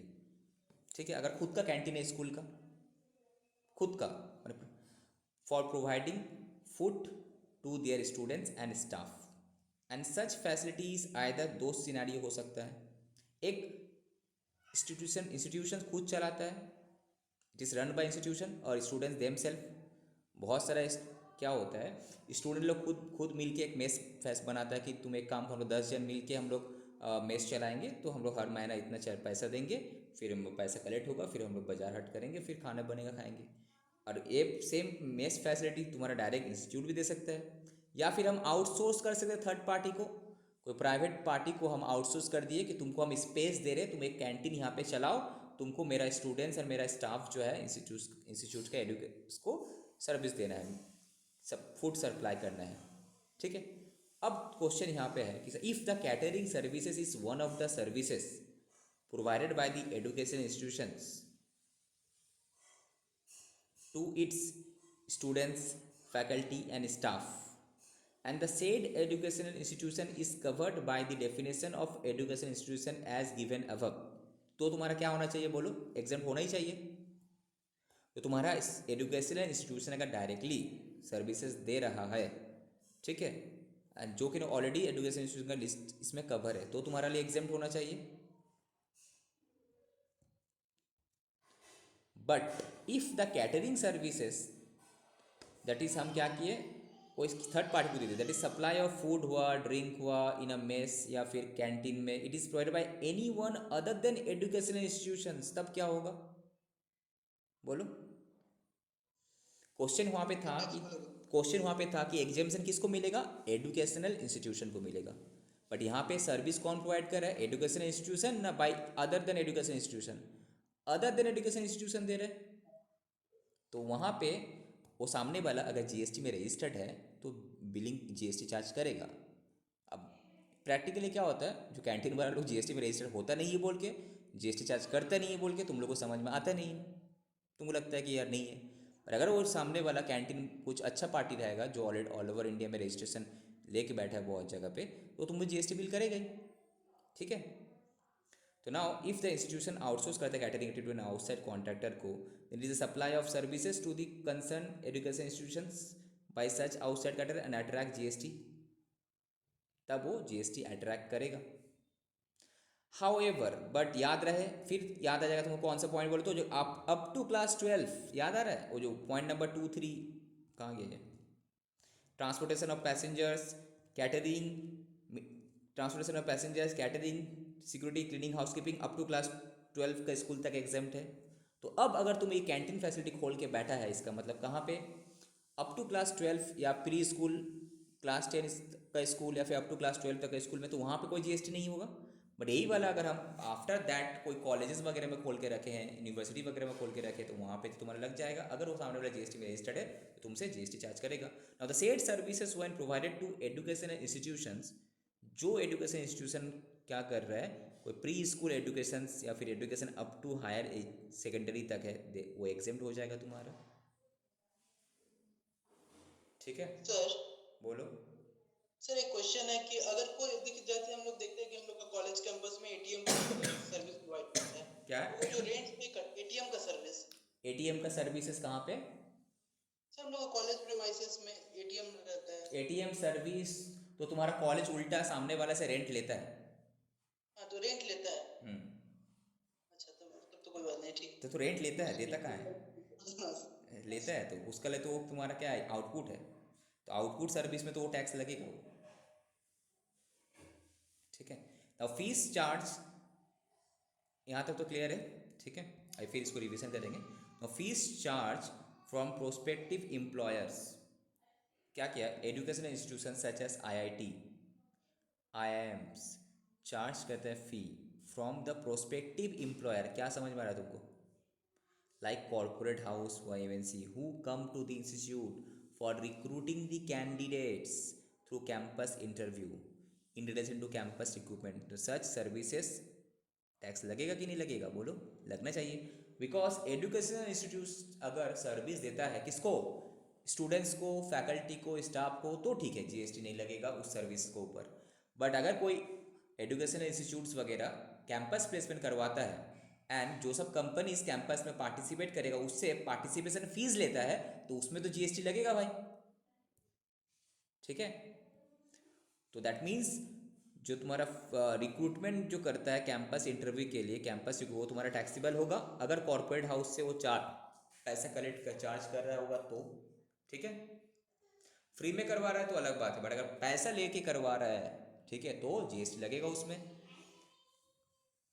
ठीक है, next, maritime courses, marine engineering का जो कोर्सेज वगैरह होता है बाय डीजी शिपिंग, अगर अप्रूव्ड है तो तुम्हारा एग्जाम्प्ट होना चाहिए। ठीक है, ये जो था अभी तक आउटपुट सर्विसेज, मतलब ये जो है तुम्हारा एजुकेशनल इंस्टीट्यूट्स डायरेक्टली सर्विस दे रहा था किसी और को, कुछ स्टूडेंट्स को, कुछ थर्ड पार्टी को, या फिर डायरेक्टली बाहर वाला को। तो क्या क्या हम लोग देखा आउटपुट सर्विसेज में, ये जो हम लोग डिस्कस कर रहे थे, किसके ऊपर डिस्कस कर रहे थे, आउटपुट सर्विसेज का ऊपर हम लोग डिस्कस कर रहे थे। यहाँ से फर्स्ट पॉइंट हम लोग आए थे sir, service provided by educational institution. अगर एजुकेशनल इंस्टीट्यूशन कोई सर्विस देता है स्टूडेंट्स को, फैकल्टी स्टाफ को, तो एग्जेम्प्ट है। तो but sir we have to understand कि व्हाट इज एजुकेशनल इंस्टीट्यूट में क्या क्या कवर होगा, कि कोई भी एजुकेशन, सपोज कोचिंग सेंटर भी क्या कवर होगा, answer is no. Private colleges वगैरह कवर होगा, आंसर इज यस, अगर ये तुम्हारा जो कोर्स प्रोवाइड करता है वो अगर रिकॉग्नाइज बाय लॉ है तो। अप टू क्लास 10-12 पे तो कवर होगा ही, अगर रिकॉग्नाइज बाय लॉ है तो, and approve by the board है तो। ठीक है, एजुकेशन इंस्टीट्यूशन एग्जाम लेके एंट्रांस फी कलेक्ट किया, बिकॉज एंट्रांस एग्जाम के लिए कॉलेज में टेस्ट होता है, बहुत सारा इंजीनियरिंग में टेस्ट होता है, एंट्रांस होता है, जॉइंट एंट्रांस, सीए का सीपीटी वगैरह होता है, सीएमए का सीएमए फाउंडेशन वगैरह होता है। तो ये सब के लिए क्या हुआ, तुमसे पैसा कलेक्ट किया, चार्ज लिया, तो वो भी तुम्हारा एग्जाम्प्ट है। तो ये जो था तुम्हारा आउटपुट सर्विस इसका, और इसी का ही हम लोग क्या डिटेल में और किए, क्या कि यहाँ पे देखा सर आउटपुट सर्विसेज क्या क्या हो सकता है। तो फर्स्ट हम लोग देखा कि सर फर्स्ट वाला पॉइंट जो स्टूडेंट्स फैकल्टी स्टाफ को दे रहा है, एंट्रेंस एग्जामिनेशन करवा रहा है, तो एग्जाम्प्ट है, फाइन। तो यहाँ पे क्वेश्चन इंपॉर्टेंट क्या था यहाँ पे, अब जहाँ जहाँ तुमको पढ़ना है, ठीक है, एग्जाम था, फाइन। अब सर हमको ये जानना है कि सर एजुकेशनल इंस्टीट्यूट में 3 चीज़ कवर होगा। एक तो प्री स्कूल तो कवर होगा ही, इवन क्लास 12 तक का स्कूल भी कवर है, वो चाहे कोई भी बोर्ड हो, बट अप्रूव होना चाहिए बेसिकली। ठीक है, उसके बाद कोई ऐसा इंस्टीट्यूट्स, एजुकेशनल इंस्टीट्यूशन जो कि ना एक करिकुलम का एजुकेशन देता है as a part of a curriculum, जो कि ना एक क्वालिफिकेशन ऑब्टेन करना है उसको, जो कि ना रिकॉग्नाइज है for the time being in. For example तुम बोल सकते हो जितने भी ग्रेजुएट डिग्री है, graduate, post graduate, under graduate degree वगैरह है, ये सब तुम्हारा बीकॉम, एमकॉम, एमबीए वगैरह जो भी है। ठीक है, अगर कोई भी इंस्टीट्यूट्स एजुकेशन देता है as a part of approve vocational education courses, वो भी तुम्हारा एजुकेशनल इंस्टीट्यूट में आएगा। ठीक है, व्हाट इज इसी का, उसके बाद तुमको यहाँ पे पढ़ना है, फिर अगेन यहाँ पे पढ़ना है इसको, QTR। तो बेसिकली डिग्री कोर्सेज अगर कोई कॉलेज, यूनिवर्सिटी, इंस्टीट्यूट प्रोवाइड कर रहा है, रिकॉग्नाइज बाय लॉ है, यस एग्जाम्प्ट है। बट कोई ट्रेनिंग दे रहा है, कोचिंग इंस्टीट्यूट वगैरह, वो तुम्हारा रिकॉग्नाइज बाय लॉ नहीं है। ठीक है, बिकॉज एजुकेशन इंस्टीट्यूट तुमको कोई डिग्री नहीं दे रहा है, तुम जो कोचिंग सेंटर में पढ़ाई कर रहे हैं, he is not giving you any qualification, degree नहीं दे रहा हो तुमको, just they are training you, तुमको ट्रेन कर रहा है, कोई डिग्री नहीं दे रहा है तुमको, तो इसलिए वो नहीं आएगा। फॉरेन कंट्री वाला लॉ का हिसाब से कुछ अगर तुम कोई अगर कुछ कोर्सेज वगैरह करवा रहा है तो वो भी तुम्हारा कवर नहीं होगा, राइट। नेक्स्ट हम लोग देखे थे सर कि अप्रूव्ड वोकेशनल एजुकेशन कोर्सेज में ITI वगैरह, मॉड्यूलर एम्प्लॉय स्किल कोर्सेज, ये सब आएगा, ठीक है। प्राइवेट ITI वो भी तुम्हारा कवर होगा, ठीक है। गवर्नमेंट ITI तो कवर होगा ही, but private coaching centre, unrecognised institution वगैरह वो सब तुम्हारा कवर नहीं होगा, वहाँ पे GST लगेगा। अगर सामने वाला GST में रजिस्टर्ड है तो GST चार्ज करेगा, डेफिनेटली करेगा। बट यहाँ पे आउट सपोज क्या हुआ, स्कूल कॉलेजेस वगैरह में सपोज कोई अगर रिपेयर मेंटेनेंस सर्विसेज लिया होगा, इनपुट सर्विसेज, तो उसमें GST वो सामने वाला उसको चार्ज करेगा। उसके बाद स्कूल जो भी एजुकेशन इंस्टीट्यूशंस है, सपोज लॉजिंग बोर्डिंग का फैसिलिटी दे रहा है, हॉस्टल फैसिलिटी दे रहा है, ठीक है, तो यहाँ पे तुम्हारा अगर एक कुछ ऐसा कोर्स अगर प्री स्कूल वाला है, HS वाला या फिर क्वालिफिकेशन वाला उस कंडीशन में अगर फुलफिल करता है जो कि रिकॉग्नाइज बाय लॉ है, तो तुम्हारा एग्जाम्प्ट है, ठीक है।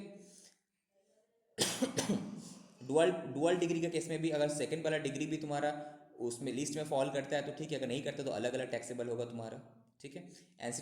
इंसिडेंटली ऑक्सिलरी सब कोर्सेज वगैरह अगर कुछ है तो अगर एक्स्ट्रा बिलिंग कर रहा है, सेपरेट करना पॉसिबल है तो अलग टैक्सेबल होगा, अदरवाइज मिक्स अप्लाई या फिर कंपोजिट सप्लाई की तरह ट्रीट होगा। जैसे कि IIM का केस में क्या देखे थे हम लोग, IIM अगर लॉन्ग ड्यूरेशन का प्रोग्राम करवाता है तो एग्जाम्प्ट है, पर अगर शॉर्ट ड्यूरेशन का करवाता है तो उसका स्टूडेंट्स को हम लोग स्टूडेंट्स मानते ही नहीं है, तो इसीलिए उसमें GST लगी है, ठीक है। अगेन फूड सप्लाई, ये कैंटीन वाला अगर स्कूल खुद देता है तो स्कूल खुद दे रहा है तो तुम्हारा क्या एग्जाम्प्ट है।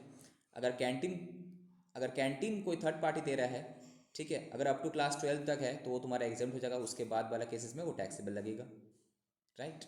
अब क्या है, समटाइम्स एजुकेशन इंस्टीट्यूशन वगैरह लाइक कॉलेजेस में, MBA colleges, joint engineering colleges वगैरह लोग क्या करता है, कैंपस प्लेसमेंट करवाता है, IIT IIMs वगैरह, ठीक है। इवन ICA भी हम लोग CA में भी कैंपस प्लेसमेंट होता है। तो यहाँ पे जो कंपनी कॉर्पोरेट हाउस कैंपसिंग में पार्टिसिपेट करता है वो क्या करता है, इंस्टीट्यूट्स को कुछ पार्टिसिपेशन फीस देता है, तो उस केस में इंस्टीट्यूट उसमें GST चार्ज करेगा, ठीक है। मैरिन इंजीनियरिंग कोर्सेज वाला तो एग्जाम्प्ट है ही, ओके। कोई डाउट यहाँ तक?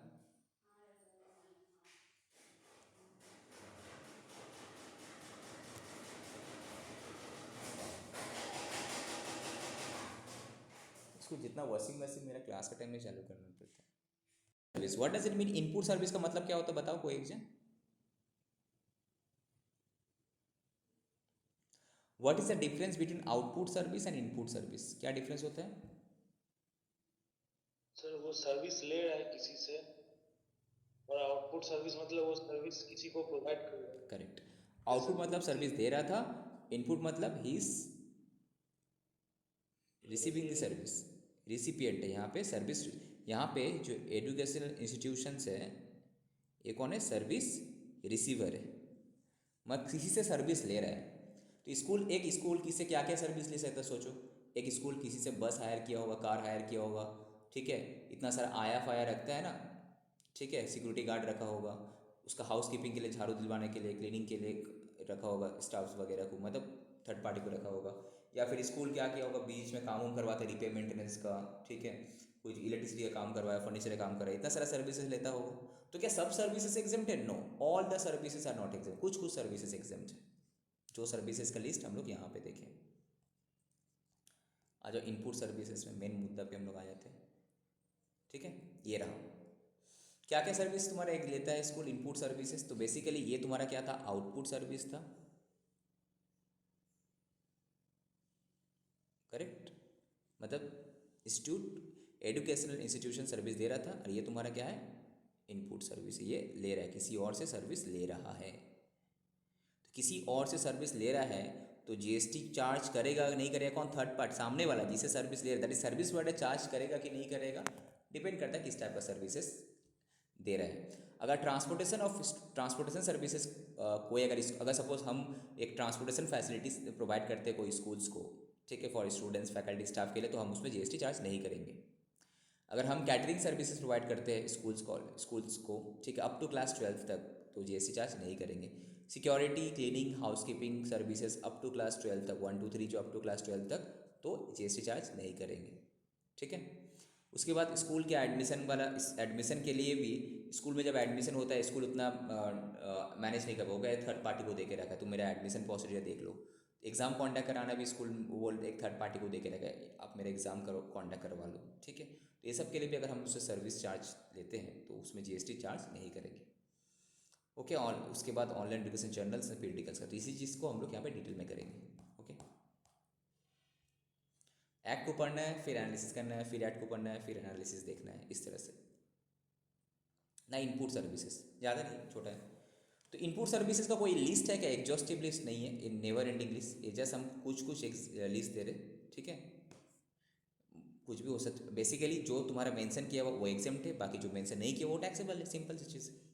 तो regarding input services it may be noted that where the output services are exempted, correct. जितना भी स्कूल आउटपुट सर्विस दे रहा था सब एग्जेम्प्ट है। The educational institute may not be able to avail the credit of tax paid on input side. अब सवाल ये आता है कि सर आउटपुट सर्विस तो मैक्सिमम एग्जेम्प्ट है, ठीक है। जब अब इनपुट सर्विस में माना कि इनपुट सर्विस में क्या होगा, अगर इनपुट सर्विस में सामने वाला उस पर जीएसटी चार्ज कर लिए तो उसका इनपुट टैक्स तो बेकार हो गया, उसको तो क्रेडिट भी नहीं ले पाएगा। क्रेडिट तभी लेते हैं हम लोग, क्या करते हैं जीएसटी में आउटपुट जीएसटी, मतलब हम सर्विस प्रोवाइड किए, जीएसटी कलेक्ट किया, that is called output GST. एक मेरा लाइबिलिटी है, एक हम इनपुट सर्विस लिए, I have taken input services, तो क्या हुआ, इनपुट जीएसटी लिए हम, ठीक है। ये आउटपुट जीएसटी, ये तुम्हारा क्या है, इनपुट जीएसटी। तो इसको इसके साथ एडजस्ट तभी कर पाएंगे जब मेरा पास आउटपुट जीएसटी है। अब एजुकेशनल इंस्टीट्यूशन के लिए तो आउटपुट जीएसटी तो मैक्सिमम एग्जेम्प्ट है। तो सर इस जीएसटी जो हम पेमेंट किए हैं सर्विस लेने का वक्त, तो पूरा ही बेकार किया। तो इसी चीज़ के लिए क्या किया गया, मैक्सिमम इनपुट सर्विसेज को भी एग्जेम्प्ट कर दिया गया है। Now the auxiliary educational services, that is services which education institutions ordinarily carry out themselves but may obtain and outsource services from any other persons, ठीक है। जो सब आइटम नंबर 1 से लेके 5 तक जो था, एंट्री नंबर 66 में 1 से लेके 5 तक जो था, ये सर्विसेज चाहे तो स्कूल खुद भी दे सकता था, ये सर्विसेज चाहे तो स्कूल थर्ड पार्टी से भी ले सकता है, ठीक है। however the said exemption comes with a rider, क्या बोला कि auxiliary services of like transportation of students, faculty, staff, catering including any mid day meals वगैरह scheme, government approval, security services, cleaning services, housekeeping services are exempt only if such auxiliary education services, बताओ class कहाँ तक, 12th तक, are provided to education institution providing services by of education up to HS, from pre school to HS तक कई है। That is if such auxiliary education services are provided to educational institution providing degree course या फिर higher education या फिर institution providing approved vocational education courses, the same would not be exempt, that is ये taxable हो जाएगा, that means correct। up to class 12 तक exempt है वो सब 1 2 3 वाला, उसके बाद taxable है। Similarly services of supply of online education journal, online में एजुकेशनल जर्नल हम सप्लाई करते हैं, कोई सप्लाई कर रहे हैं, या फिर पीरियडिकल्स आर एग्जेम्प्ट है only if they are provided to educational institutions providing services by way of education as a part of curriculum for obtaining a qualification recognised by in law वगैरह वगैरह, मतलब BCom MCom जो college वगैरह जो रहता है, उस केस में तुम्हारा एग्जेम्प्ट है। उससे पहले वाला हो तो वहाँ पे फिर टैक्सेबल हो जाएगा, उससे पहले तो चाहिए भी नहीं होता है ना। कुछ एग्जांपल यहाँ पे दिया, सपोज एक स्कूल है, प्री स्कूल एक मुंबई में है, has subscribe the online journal. ये स्कूल लिटिल मिलेनियम एक स्कूल है, ठीक है, वो एक ऑनलाइन जर्नल में सब्सक्राइब किया है ऑन चाइल्ड डेवलपमेंट के लिए, एन एक्सपीरियंशियल लर्निंग के लिए। Now services of supply of online educational journal या periodicals provided to an educational institutions, जो कि ना प्री स्कूल सर्विस देता है, क्या एग्जेम्प्ट है कि टैक्सेबल है, टैक्सेबल होगा। दैट इज़ अगर कोई स्कूल अप टू क्लास 12 तक, ठीक है, कोई भी ऑनलाइन एजुकेशनल जर्नल वगैरह में सब्सक्राइब करता है, ठीक है, चाहे कुछ भी हो, उसमें अगर GST एप्लीकेबल है तो सामने वाला इस पर GST चार्ज करेगा, बिकॉज तुमको education, because as per Indian GST law हम लोग एग्जाम तभी होगा अगर सर्विस रिसिपिएंट कौन है, ऐसा कोई इंस्टीट्यूट है जो कि ना डिग्री कोर्स प्रोवाइड करता है approved by the any law, तो तुम्हारा एग्जेम्प्ट। बट उससे पहले वाला कोच अगर होगा like pre school up to class 12, तो वहाँ पे तो नहीं था, तो वो तुम्हारा टैक्सेबल हो जाएगा, right. That is can I say कि pre school up to HS ये क्या होगा, टैक्सेबल। मतलब वो सब इंस्टीट्यूट अगर वो सब जनरल में अगर सब्सक्राइब करता है, ठीक है, तो क्या होगा, दैट इज टैक्सेबल। सामने वाला उसको GST चार्ज करेगा डेफिनेटली। अच्छा एग्जांपल था फर्स्ट। सेकंड, एक ट्रांसपोर्टर क्या किया, ट्रांसपोर्ट सर्विस प्रोवाइड करता है, किस लिए, for transportation of students and faculty from their residence to school and back, ये स्कूल को। तो ये ट्रांसपोर्टर हो गया सर्विस प्रोवाइडर और स्कूल हो गया सर्विस रिसिपिएंट। ओके, ये कौन सा स्कूल है, HS क्लास 12 तक का स्कूल है। Now services of the transport, अब बताओ क्या ट्रांसपोर्टर इसमें GST चार्ज करेगा कि नहीं करेगा, नहीं करेगा, एग्जेम्प्ट हो जाएगा। Next, Shiksha college offering degree courses, ये कॉलेज जो है डिग्री कोर्स प्रोवाइड करता है। Okay, now has to conduct its half yearly examination, कराना है इसको। For this purpose it has paid the honorarium to paper setter को, जो पेपर क्वेश्चन सेट किया उसको ऑनरेरियम पेड किया। एग्जामिनर जो खाता चेक करेगा, कॉपी चेक करेगा, उसको भी दिया, जो कि ना ऑन रोल एम्प्लॉय नहीं है, बाहर वाला थर्ड पार्टी है ये सर्विसेज के लिए। Further it avail the printing service भी लिया, for printing the question paper, print करने के लिए प्रिंटर को भी, एक प्रिंटर को भी कॉन्टैक्ट दिया कि तुम जितना क्वेश्चन पेपर है छापो, प्रिंट करो, किस लिए, एग्जाम कॉन्टैक्ट करने के लिए। ना क्वेश्चन है यहाँ पे सर्विस रिसिपिएंट कौन है, ये शिक्षा कॉलेज। सर्विस प्रोवाइडर कौन है, ये पेपर सेटर सर्विस प्रोवाइडर है। एग्जामिनर सर्विस प्रोवाइडर है। ये प्रिंटर जो ये भी सर्विस प्रोवाइडर है। तो ये जो तीनों बंदा इसको जो सर्विस प्रोवाइड किया, एक कौन सा अप टू क्लास 12 में, आफ्टर दैट है डिग्री कोर्स वाला है, तो वहाँ पे क्या एग्जेम्प्ट होगा कि नहीं होगा, बोलो। एग्जेम्प्ट होगा, बिकॉज वहीं पे तो फर्स्ट लाइन में ही बता दिया था यहाँ पे। एग्जामिनेशन में बोला है कि अगर लिया जाए 18 नंबर 66 में तो वो एग्जाम्प्ट है, यहाँ पे है ना। Services relating to admission to और conduct of examination by such institutions, अगर हम सर्विस लेते हैं किसी इसी से रिलेटेड तो तुम्हारा एग्जाम्प्ट है, सामने वाला हम पे GST चार्ज नहीं करेगा, करेक्ट। अब प्री स्कूल का कंडीशन बस ये तीनों में था, ट्रांसपोर्टेशन, कैटरिंग, सिक्योरिटी वाला, ये तो ऑल, ये तो सबके लिए है, ऑल इस एजुकेशन इंस्टीट्यूशंस के लिए, ठीक है। होना चाहिए, एग्जाम्प्ट होना चाहिए, करेक्ट, उस क्लॉज का वजह से। तो तुमको लिखने पड़ेगा कि ये वाला लाइन तो लिखने पड़ेगा, services provided to educational institutions relating to admission या फिर एग्जाम करवाने के लिए, कॉन्डक्ट ऑफ एग्जामिनेशन, ठीक है, then such institutions are exempt, therefore services this जो है तुम्हारा एग्जेम्प्ट है, ये लाइन तुमको बताने पड़ेगा, ठीक है। नेक्स्ट तुम्हारा सिचुएशन देखो, एक पब्लिक स्कूल है, एक क्लास 12 तक का,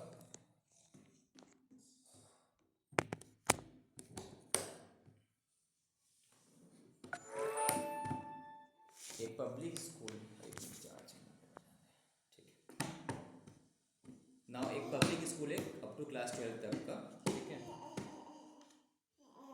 हैज़ हायर्ड सुविधा सर्विस लिमिटेड को एक सिक्योरिटी गार्ड के लिए, सिक्योरिटी सर्विस चाहिए होता है स्कूल में एंड हाउस कीपिंग सर्विसेज के लिए इस कंपनी को हायर किया है। तो ये कंपनी क्या करता होगा, मंथली बिल करता होगा, ठीक है। Now the question is that क्या होगा, एग्जाम्प्ट होगा कि नहीं होगा, एग्जाम्प्ट होगा, आगे नहीं। बट यही वाला अगर कोई कॉलेजेस वगैरह डिग्री वाला रहता तो डिग्री कॉलेजेस वगैरह MBA कॉलेज में तो वहाँ पे टैक्सेबल होता, राइट। तो इसी चीज़ को क्या किया है लोग, कुछ समरी करके यहाँ पे दे दिया देखो। तो exemption available in respect of input and output services of an have been, एक टेबुलर फॉर्म में QTR एक समरी करके दे दिया, ठीक है। Type of institute, education institutions up to pre school and up to class 12, तो क्या होगा उसके बाद, education institutions providing education as a part of curriculum for obtaining recognise qualification, that degree courses वगैरह जो, ठीक है। थर्ड क्या था तुम्हारा, अप्रूव्ड वोकेशनल एजुकेशनल कोर्सेज वगैरह, 3 सिनेरियो था। तो फर्स्ट केस में ये किस एग्जाम इनपुट सर्विस में डिस्कस करते हैं, ट्रांसपोर्टेशन वाला एग्जाम्प्ट होगा, करेक्ट, कैटरिंग वाला एग्जाम्प्ट होगा, सिक्योरिटी वाला भी एग्जाम्प्ट होगा, सिक्योरिटी, क्लीनिंग, हाउसकीपिंग सर्विसेज भी तुम्हारा एग्जाम्प्ट होगा, बट ओनली फॉर दिस, यहाँ पे एग्जाम्प्ट नहीं होगा, ठीक है। Again 4 number, service relating to admission या फिर एग्जाम कॉन्डक्ट कराने वाला भी अगर हम किसी और से लेते हैं सर्विस एज एन इंस्टीट्यूट तो वो भी तुम्हारा एग्जाम है। बट ऑनलाइन जर्नल वगैरह तुम्हारा क्या है, एग्जाम नहीं था उसके लिए। और इसके लिए तुम्हारा एग्जाम है ऑनलाइन जर्नल वगैरह, और इसके लिए ये तीनों तो एग्जाम है नहीं, but only admission and examination conduct वाला जो केसेस था वो एग्जाम है। ठीक है। और अप्रूव वोकेशनल कोर्सेज के लिए तुम्हारा सर्विस रिलेटेड एडमिशन था, बस एक ही तो था तुम्हारा, ये तुम्हारा एग्जाम नहीं था। बस एक जगह समरी, इनपुट सर्विस का एक जगह समरी करके दे दिया। ओके, तो फिर से बताते हैं, अगर हम इनपुट सर्विसेज ले रहे हैं तो now first you have to check कि इंस्टीट्यूट क्या है, अप टू प्री स्कूल है तो एक काम करो, transportation of students faculty staff exempt होगा input service, catering including mid day meal वगैरह एग्जाम्प्ट है, सिक्योरिटी क्लीनिंग और हाउसकीपिंग सर्विसेज एग्जाम्प्ट है, और लास्ट में 4 नंबर क्या है, सर्विस रिलेटेड टू एडमिशंस या फिर कॉन्डक्ट ऑफ एग्जामिनेशंस। अगर कोई इंस्टीट्यूट उसका एग्जाम करवाने के लिए कोई पेपर सेटर का सेट करता है, एग्जामिनर सेट करता है, प्रिंटिंग एजेंसी सेट करता है क्वेश्चन पेपर प्रिंट करवाने के लिए, या फिर कोई एजेंसी को सेट करता है तुम एग्जाम करवा दो, एडमिशन करवा दो, तो उसके सामने वाला उस पर जीएसटी का बिल नहीं करेगा, एग्जाम्प्ट है। ओके, सेम ये जो केसेस है, क्वेश्चन पॉइंट नंबर 4 जो है, ये तुम्हारा तीनों के केस में एग्जाम्प्ट है। ये पॉइंट नंबर 4 तीनों, वो चाहे क्लास 12 तक हो, डिग्री कोर्स वाला हो, या फिर अप्रूव वोकेशनल एजुकेशनल कोर्स वाला, तीनों केस में एग्जाम्प्ट है। बट ओनली एक ऐसा चीज जो इसमें नहीं है, कौन सा अनकॉमन, ये तुम्हारा supply of online educational journal periodical, ये एग्जाम्शन सिर्फ मिलेगा उस इंस्टीट्यूट को जो कि ना education as a part of curriculum है, डिग्री कोर्स वगैरह जो प्रोवाइड करता है रिकॉग्नाइज्ड बाय लॉ। ठीक है, इसको भी नहीं मिलेगा, वोकेशनल वाला को भी नहीं मिलेगा, बस खत्म। और आउटपुट सर्विस मैक्सिमम तुम्हारा एग्जाम्प्ट है, हाँ कि नहीं, मैक्सिमम एग्जाम्प्ट है, बस यही तो सीखे क्यूटीआर, ये तुम्हारा क्विक टाइम रिवीजन के लिए बहुत हेल्प करेगा। ठीक है, सर बोलो। सर एक क्वेश्चन है कि अगर कोई school annual sport function organise कर रहा है और वो जो ग्राउंड को हायर कर रहा है, अगर उसके खुद का उसका ग्राउंड नहीं है, तो वो जो रेंट पे करेगा या हायर चार्जेस पे करेगा, वो क्या टैक्सेबल होगा? तो तुम्हारा इसमें हाँ, वो डिपेंड करता है, सामने वाला अगर जीएसटी में रजिस्टर्ड है तो उस पर जीएसटी चार्ज करेगा, नहीं है तो नहीं करेगा, वह टैक्सेबल होगा। बिकॉज देखो तुम्हारे पास जो एक्टिविटीज है, एक transportation, catering, security, cleaning and बाकी क्या है तुम्हारे एडमिशंस एंड एग्जामिनेशन कॉन्डक्ट, ये 4 चीज, इसको छोड़ के तो कुछ नहीं है एग्जामिशन में, कुछ है और इसको छोड़ के बाद में भी जो भी होगा टैक्सेबल होगा, सिंपल सी चीज है। अब सपोज तुम्हारा स्कूल, अब तुम ये लॉजिक लगा, तुम्हारा स्कूल को एक्सपेंशन कराना है तो और एक बिल्डिंग बनाना है, तो बिल्डिंग बनाने के लिए कोई कॉन्ट्रैक्टर को हायर किया, तो कॉन्ट्रैक्टर जब बिल चार्ज करेगा कंस्ट्रक्शन के लिए तो उसमें जीएसटी चार्ज नहीं करेगा, करेगा ना, ये सब नो। अब सपोज स्कूल का कुछ फर्नीचर का काम करवाना है, इलेक्ट्रिसिटी का काम करवाना है, तो कॉन्ट्रैक्टर तो बिल चार्ज करेगा ही, समझ रहे हैं, पेंट करवाना है तो कॉन्ट्रैक्टर तो बिल चार्ज करेगा। अब सपोज स्कूल कुछ लैपटॉप, स्कूल क्या क्या लैपटॉप परचेस किया, टैबलेट परचेस किया स्टूडेंट्स लोग के लिए, क्या उसमें जीएसटी चार्ज नहीं करेगा सामने वाला? यस, चार्ज करेगा। तो जो चीज तुम्हारे स्पेसिफिकली एग्जाम्प्ट नहीं है वो तो टैक्सेबल ही है, अंडरस्टूड? ठीक है, कोई क्वेश्चन? क्लिनिकल एस्टैब्लिशमेंट मतलब हॉस्पिटल वगैरह का मतलब है, यहाँ पे हॉस्पिटल हो सकता है, कोई मेडिकल यूनिट हो सकता है, clinical establishment that is hospital वगैरह, मेडिकल यूनिट वगैरह, छोटा मोटा बड़ा जो भी हो, वो अगर कोई सर्विस दे रहा है किसी को, ठीक है। और कोई अगर ऑथोराइज मेडिकल प्रैक्टिशनर, कोई डॉक्टर खुद प्राइवेट चैम्बर कर रहा है, या फिर डॉक्टर हॉस्पिटल में अपना हॉस्पिटल में एज एन एम्प्लॉय काम कर रहा है सर, या फिर as a contractual doctor service दे रहा है, पैरामेडिक्स जो नर्स का बात कर रहा है, ये जो भी सर्विस देती है ये सब तुम्हारा क्या है, एग्जेम्प्ट है।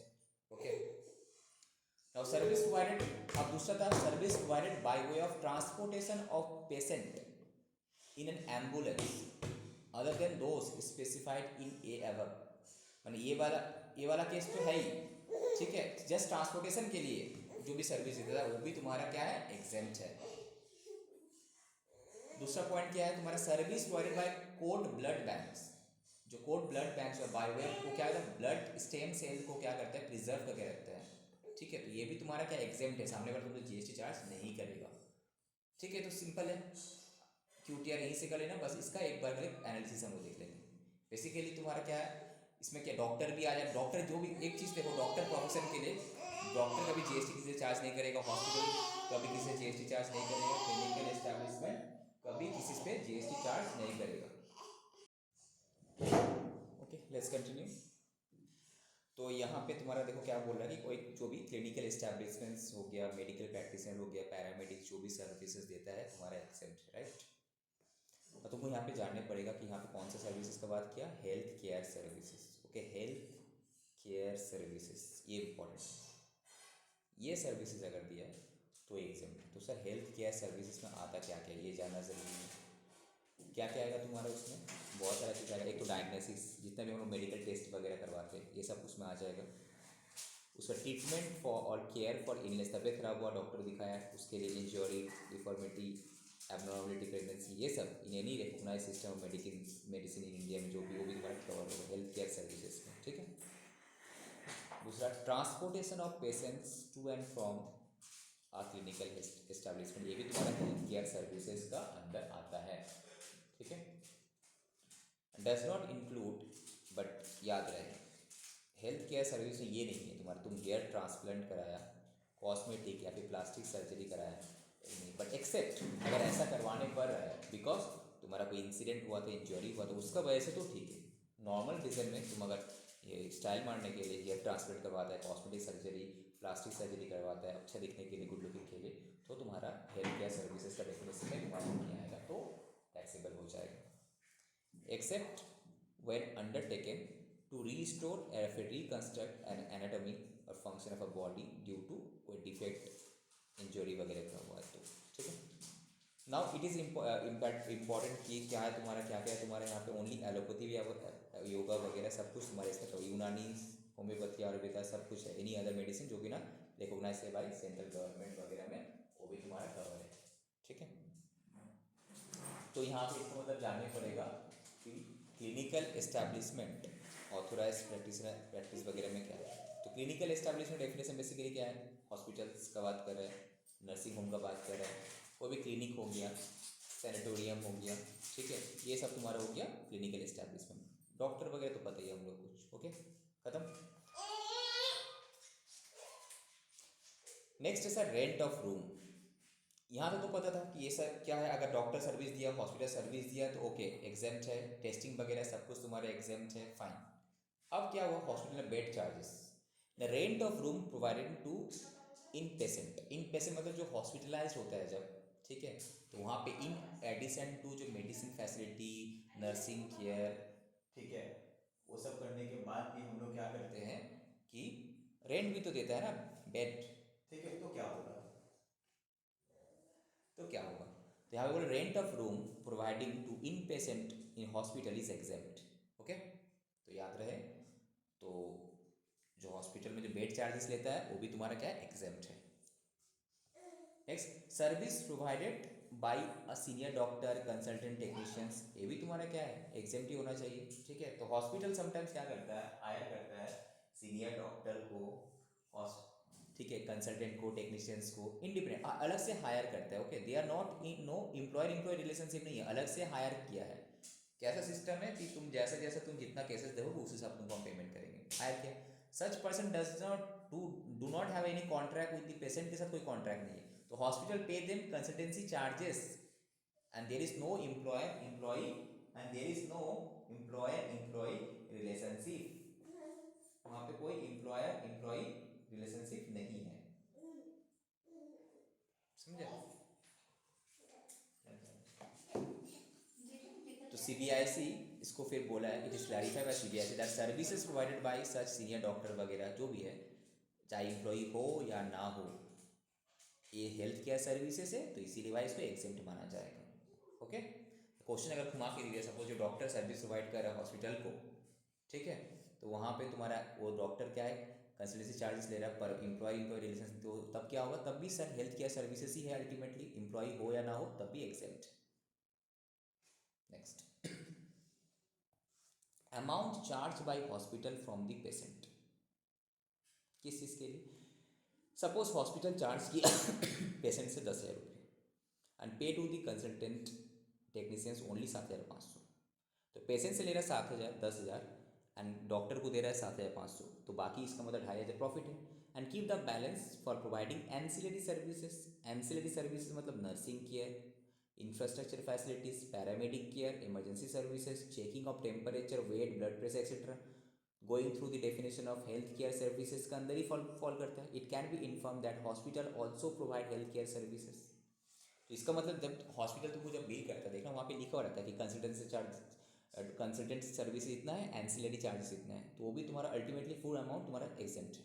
The entire amount charge by them from the patient including the retention money and fee payment made to the doctor etcetera is towards health care services, तो देयरफॉर एग्जेम्प्ट होगा. ओके, तो नाउ यहाँ तक तो समझ में आ गया. Now food supplies to the patient. अब क्या है, कभी कभी हॉस्पिटल सिर्फ पेशेंट को रखेगा, दवाएं देगा, मेडिसिन देगा, ये तो ओके. अब भाई खाना भी तो देगा, फूड सप्लाई भी तो करेगा पेशेंट को, तो क्या होगा, तब भी एग्जेम्प्ट होना चाहिए. तो health care services provided by the clinical establishment will include food supply to the patient, but such food may be prepared by the. But अब क्वेश्चन आता है कि ये फूड हॉस्पिटल का खुद का ओन कैंटीन बना सकता है या फिर थर्ड पार्टी कैंटीन.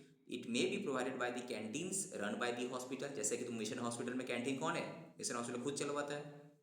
और it may B outsource by the hospital from outdoor caterer से भी आउटसोर्स करा सकते हैं. दोनों केस में एग्जेम्प्टेड है.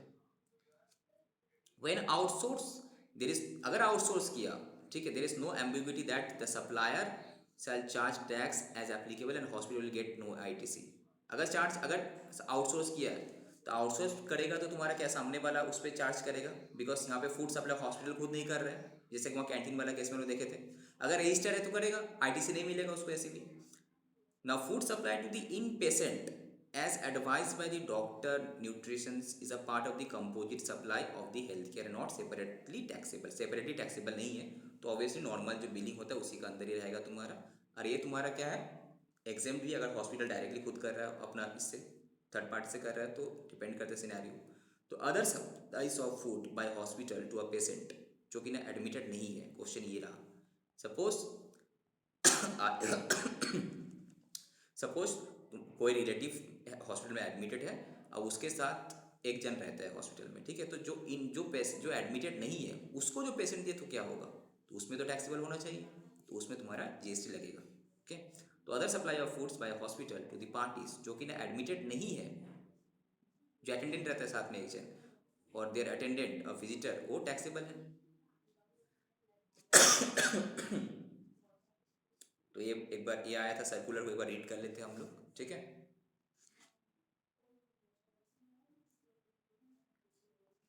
The view taken in the preceding paras that healthcare services coupled with other incidental services is a composite supply. Correct? Healthcare service के साथ साथ अगर कुछ इंसिडेंटल हो तो composite supply and it is exempt because principal supply अगर exempt है तो भी exempt होना चाहिए. However, it is also a possible कि different view हो सकता है mix supply concept में. तो दो view का यहाँ पे बात की जाए, थोड़ी देर पहले वहाँ पे view का बात कर रहे थे. Now services other than healthcare services in clinical establishment premises में क्या है, supply of services other than healthcare services such as renting of shop. Suppose यहाँ पे मिशन हॉस्पिटल का जो स्पेस है अगल बगल में, वो क्या क्या शॉप्स को भाड़ा दे दिया, तो यहाँ पे तुम सर्विस दे रहे हैं. Renting service, output service. Renting is your output, तुम ले नहीं रहे, तुम दे रहे हैं आउटपुट सर्विस. ओके. ऑडिटोरियम तुम किसी को, तुम्हारा हॉस्पिटल बहुत बड़ा ऑडिटोरियम है, तुम भाड़ा पे दे रहा है किसी को, ठीक है ना. या फिर डिस्प्ले ऑफ एडवर्टाइजमेंट करने दे रहा है, इसमें तुम GST चार्ज करेगा. ओके, इंपॉर्टेंट है. तो बेसिकली ऑल द सर्विसेज जो भी हॉस्पिटल प्रोवाइड करता है, चाहे हॉस्पिटल डॉक्टर वह सब एग्जेम्प्ट है, ठीक है. इंक्लूडिंग फूड हुआ, तुम्हारा मेडिसिन से लेकर सब कुछ एग्जेम्प्ट है, ठीक है. सिर्फ तुम्हारा टैक्सेबल क्या होगा, जो अदर देन जो हेल्थ केयर सर्विसेज है वही सिर्फ टैक्सेबल होगा. बस health care services other then कुछ भी हो सकता है, लाइक रेंटिंग हुआ, ऑडिटोरियम हुआ, डिस्प्ले ऑफ एडवर्टाइजमेंट, कुछ भी हुआ, ठीक है. तो यहाँ पे एक क्वेश्चन आ सकता है, इंपॉर्टेंट है ये, देखते हैं. हाँ, गुड हेल्थ मेडिकल सेंटर एक क्लिनिकल एस्टेब्लिशमेंट है, ये सब सर्विसेज देता है. ओके, क्या क्या सर्विसेज दे रहा है देखो. रेकी हीलिंग ट्रीटमेंट, तो क्या इसमें GST हो, रेकी हीलिंग होता है तुम्हारा, ये इसका मीनिंग हम भूल गए. रेकी हीलिंग तुम्हारा होता है, इसका एक बार गूगल में चेक, इसका मीनिंग देखना. रेकी हीलिंग दूसरा चीज़ होता है, ये तुम्हारा रिकॉग्नाइज सिस्टम में मेडिसिन में नहीं पड़ता है, इसलिए इसमें GST लगेगा. इसका मीनिंग एक बार गूगल में जस्ट चेक कर लेना, ठीक है. हम चेक कर लेते, वेट. रेकी हीलिंग क्या होता है, फॉरगॉट.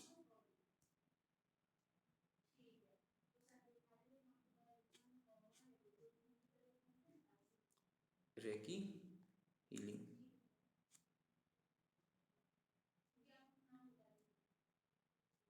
अच्छा इस टाइप का, ओ अच्छा इस टाइप का जो ध्यान करना क्या, recce for beginners, yoga.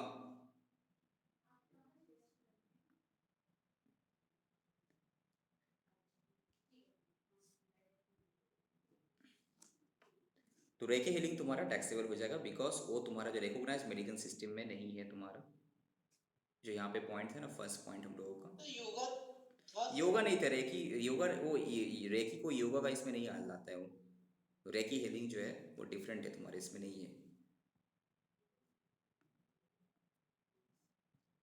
Not yoga, ठीक है। जो भी तुम्हारे रिकॉग्नाइज सिस्टम में है वही आएगा तुम्हारे यहाँ पे। देखो reiki healing is not a recognise system of medicine as per clinical establishment act, it would not be exempt, exempt नहीं होगा तो जीएसटी लगेगा। तो कुछ कुछ चीज़ तुमको याद है, जैसे रेकी हीलिंग तुम्हारा क्या है, रिकॉग्नाइज सिस्टम मेडिसिन में नहीं, तो वहाँ पे तुम्हारा टैक्सेबल होगा। प्लास्टिक सर्जरी ये क्या होगा, ये तो पता होना चाहिए, बोलो। सर अगर कोई उसका मतलब जरूरी है, अगर बहुत ज्यादा मतलब सीवियर केस है तो भी तो अब क्या बोला, one such surgery was conducted to repair cleft lip of a newborn baby, तो इस केस में क्या होगा, एग्जाम होगा। इस केस में तो एग्जेम्प्ट होना चाहिए, न्यू बॉर्न बेबी का हुआ है ये सब केस, तो उस केस में तुम्हारा एग्जेम्प्ट हो जाएगा, ठीक है। बगैर तुम्हारी इधर एक्सेप्ट अगर ये ऐसा करने पर to restore reconstruct the anatomy body वगैरह जो भी, ठीक है। नेक्स्ट, तो इस केस में एग्जेम्प्ट होगा, अदरवाइज नॉर्मल सिनेरियो में टैक्सेबल होता है। Your ambulance services to transport critically ill patient from distant location to this, तो ये क्या होगा, जो एम्बुलेंस वाला जो हमसे इससे जो चार्ज करेगा एग्जेम्प्ट होगा, correct. Now palliative care for terminally ill patient on request, such care is also provided to patient at their home, घर पे भी दे रहा है। तो पैलिएटिव केयर क्या होता है, is given to improve the quality of life of patient who have a serious or life-threatening disease, but not the goal of such care is not to cure the disease, ठीक है। इस case में तुम्हारा क्या होना चाहिए, इस case में तुम्हारी हेल्थ केयर सर्विस में तो आना चाहिए, बिकॉज देखो हेल्थ केयर सर्विस का डेफिनेशन हम देखेंगे तो क्या क्या, एक तो ट्रीटमेंट और केयर ऑफ इलनेस, तो यहाँ पे ट्रीटमेंट या फिर केयर कर रहा है इंजरी, डिफॉर्मिटी, एबनॉर्मलिटी और pregnancy in any recognise system, ठीक है। तो अब क्वेश्चन है यहाँ पे क्या दिया हम लोगों का, palliative care for terminally ill patient, ये तो ज़रूरी है, this care is also provided to patient at their home, किस लिए ज़्यादा, to improve the quality of life who have a serious or life threatening disease, but the goal of such care is not, ये focus point है, इस care का goal is not to cure the disease, cure नहीं, but caring तो possible है, correct, तो care तो possible है, तो चार्ट में तो एग्जेम्प्ट होना चाहिए, एग्जेम्प्ट होना चाहिए, माना ये क्योर नहीं होगा बट केयर तो पॉसिबल है, वहाँ पे था ना केयर, एक था तुम्हारा क्योर, एक था केयर, ट्रीटमेंट या फिर केयर तो था, तो ये एग्जाम्पल हो जाएगा तुम्हारा। Alternative medical treatment bye way of yoga, तो योगा तो तुम्हारा एग्जाम था ही वहाँ पे, ठीक है। देखो योगा को एग्जाम किया हुआ है यहाँ पे। A good medical center also operate a cord blood bank which provides services in relation to preservation of stem cell, तो ये भी तुम्हारा क्या होगा, एग्जाम होगा, करेक्ट। एग्जाम होगा। Good health medical center is of the view that since it is a clinical establishment, all the services provided by it as well as all the services provided to it are exempt, क्या सही है view,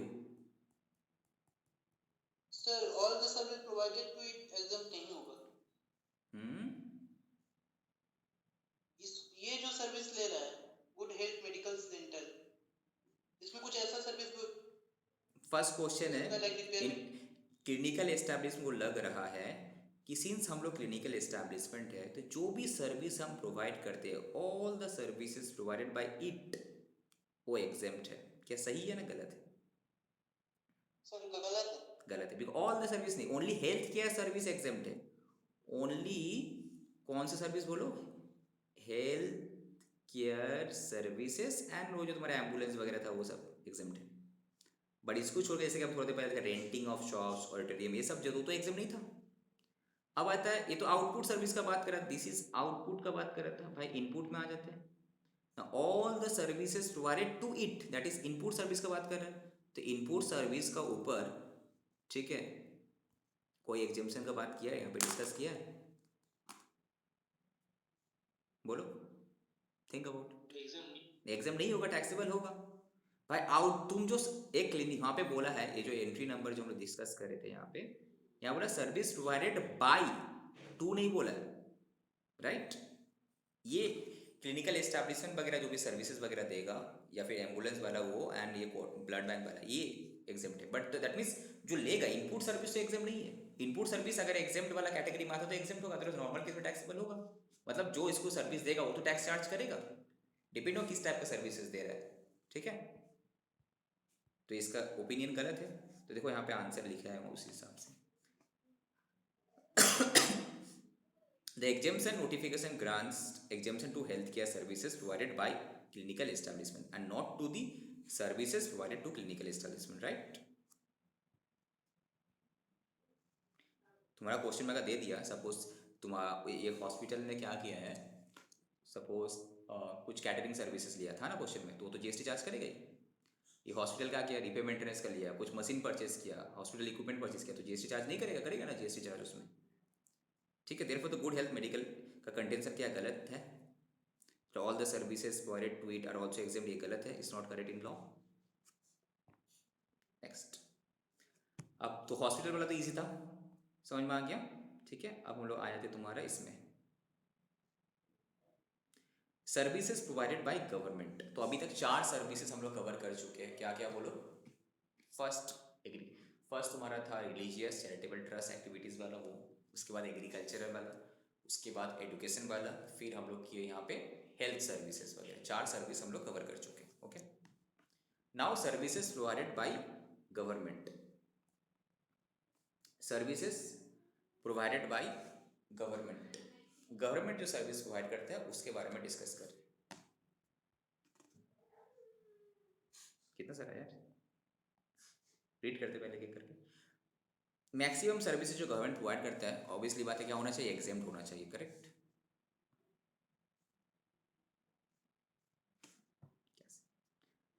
description of service क्या क्या है, service by way of activity in relation to any function, municipality का जो services है सब एग्जाम्प्ट है, करेक्ट। पंचायत का सर्विस एग्जाम्प्ट है, ये सब फास्ट पढ़ना है, ओके। उसके बाद देखो, तो कुछ दिन पहले जब आरसीएम चैप्टर कर रहे थे तब तुमको याद होगा, देखो services by the department of post, services by central government, state government, union territory, normally central government, union territory, state government जो भी सर्विस है, सर्विस एक्सक्लूडिंग दिस, मतलब ये सब टैक्सेबल है। ये सब सर्विस अगर प्रोवाइड किया तो टैक्सेबल है। रिवर्स चार्ज मैकेनिज्म जो चैप्टर कर रहे थे, चार्ज ऑफ जीएसटी, वहाँ पे भी हम लोग डिस्कस किए थे यहाँ पे। अब गवर्नमेंट का पोस्ट है, स्पीड पोस्ट करो, जो भी पोस्ट करो बाय स्पीड पोस्ट, ठीक है, एक्सप्रेस पार्सल पोस्ट, ठीक है। But speed post normal post में नहीं, स्पीड पोस्ट में तुम्हारा जीएसटी चार्ज करेगा। Life insurance agency services provided किया है, ये गवर्नमेंट कंपनी या फिर आइदर स्टेट सेंट्रल जो भी है, किसी को भी, तो तुम्हारा क्या होगा, टैक्सेबल होगा। एयरक्राफ्ट, इंडियन रेलवे, इंडियन जो ये जैसे कि तुम पहले था ना एयर इंडिया वाला, ठीक है, वेसल वगैरह तुम्हारा जो है, ये पोर्ट वगैरह सर्विस है, ये सब तुम्हारा टैक्सेबल होगा। अब इंडियन रेलवे का में गुड्स जाता है आता है, पैसेंजर जाता है आता है, वो भी टैक्सेबल होगा, ठीक है। Any services other then services cover this, अगर कोई बिजनेस एंटिटी को देता है, अगर गवर्नमेंट कोई भी सर्विसेज ए से लेकर सी छोड़कर बिजनेस एंटिटी को देता है तो वो भी टैक्सेबल है। किस टाइप का सर्विसेज है वो, रेंटिंग ऑफ इमूवेबल प्रॉपर्टी वगैरह जो हम लोग डिस्कस किए थे, याद आ रहा है कुछ, यहीं पे देख देखो, renting of immovable property. Service provided by central government, एक गवर्नमेंट जो भी किसको, कोई बिजनेस एंटिटी को, जिस इंपॉर्टेंट है ये क्वेश्चन आता है यहाँ से, जिस बिजनेस एंटिटी का एग्रीगेट टर्नओवर ऑफ कितना है, of such amount in the preceding financial year as make it eligible for exemptions, तो एग्जाम्शन फ्रॉम रजिस्ट्रेशन, तो रजिस्ट्रेशन का लिमिट क्या था 20 लाख है, किसी के लिए 40 लाख है, तो उससे अगर कम है तो ठीक है। मतलब दैट इज बेसिकली अगर business organisations, sorry central government, state government कोई अगर बिजनेस एंटिटी को सर्विसेज दे रहा है, अगर इफ दे आर रजिस्टर्ड या लायबल फॉर रजिस्ट्रेशन, तो इन दैट केस चार्ज करेगा जीएसटी, अगर नहीं है तो चार्ज नहीं करेगा GST.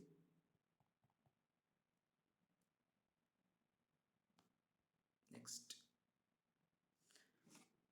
Service provided by central government, state government, union territory और local authority to another central government, state government, union territory, ये क्या होगा, एग्जाम्प्ट होना चाहिए, ये इंपॉर्टेंट है। Service provided by central government, state government, union territory, local authority where the consideration for such services, अगर 5,000 से कम है, ये सब वहाँ पे भी हम लोग देखे थे, याद है आरसीएम में, 5,000 से अगर कम है तो भाई एग्जेम्प्ट है, बट अगर ज़्यादा है तो टैक्सेबल करेगा। However nothing contain in this entry shall apply to service refer to in A B C of entry 6 का जो ए बी सी था यहाँ पे 1 2 3 यहाँ पे तो लगेगा। अब बताओ, तुम अगर पोस्ट करते हैं तो ऑब्वियसली बात है, पोस्ट का 100-200 रुपये का भी पोस्ट होता है, तो वो तो बोलेगा 5 से नीचे तो जीएसटी चार्ज नहीं करेगा, नो, उसको छोड़ दो भाई, ए बी सी डी को छोड़ दो, that is post, port, year and क्या था वो, एजेंसी, वो सब में तुम्हारा एप्लीकेबल नहीं है। Further in case where the continuous supply of services, अब कंटिन्यूस सप्लाई ऑफ सर्विसेज क्या जानने पड़ेगा, is provided by the central government, state government, union territory to a local authority, then exemption shall apply only where the consideration charge for such services, अगर 5,000 से does not exceed ₹5,000 in a financial year, ठीक है, अगर कम है तो exempt है, ज़्यादा है तो टैक्सेबल है। नेक्स्ट, इस तो बकवास से छोड़ दो, ये वाला देखो, services by an old age home, ठीक है, रन बाय गवर्नमेंट या फिर कोई रजिस्टर्ड ट्रस्ट 12AA वाला, ठीक है, किसके लिए, रेसिडेंट्स जो कि ना 60 साल से ऊपर है, अगेंस्ट पैसा लेता है, कंसिडरेशन मैक्सिमम तुम 25,000 तक पर मंथ ले सकते हो पर मेंबर, या तुम फ्री में भी करा सकते हो। अगर मैक्सिमम तुम कंसिडरेशन ले भी रहा है तो कितना 25,000 पर मंथ है तो तुम्हारा एग्जेम्प्ट है, उससे ज़्यादा ले रहा होगा तो टैक्सेबल हो जाएगा। Provided that the consideration charge is inclusive of charges for boarding, lodging and maintenance, सब कुछ लेकर है, ठीक है। इसमें तुम्हारा कुछ करने का नहीं, ज़रूरत नहीं है, रजिस्ट्रेशन, ये बर्थ सर्टिफिकेट वगैरह जस्ट रीड कर लेने, ये सब this are not so much important, इतना इम्पोर्टेंट नहीं, जस्ट एक बार रीड कर लेना, ठीक है। Service provided by rehabilitation professional rehabilitation council of India, ये भी तुम्हारा क्या एग्जेम्प्ट है,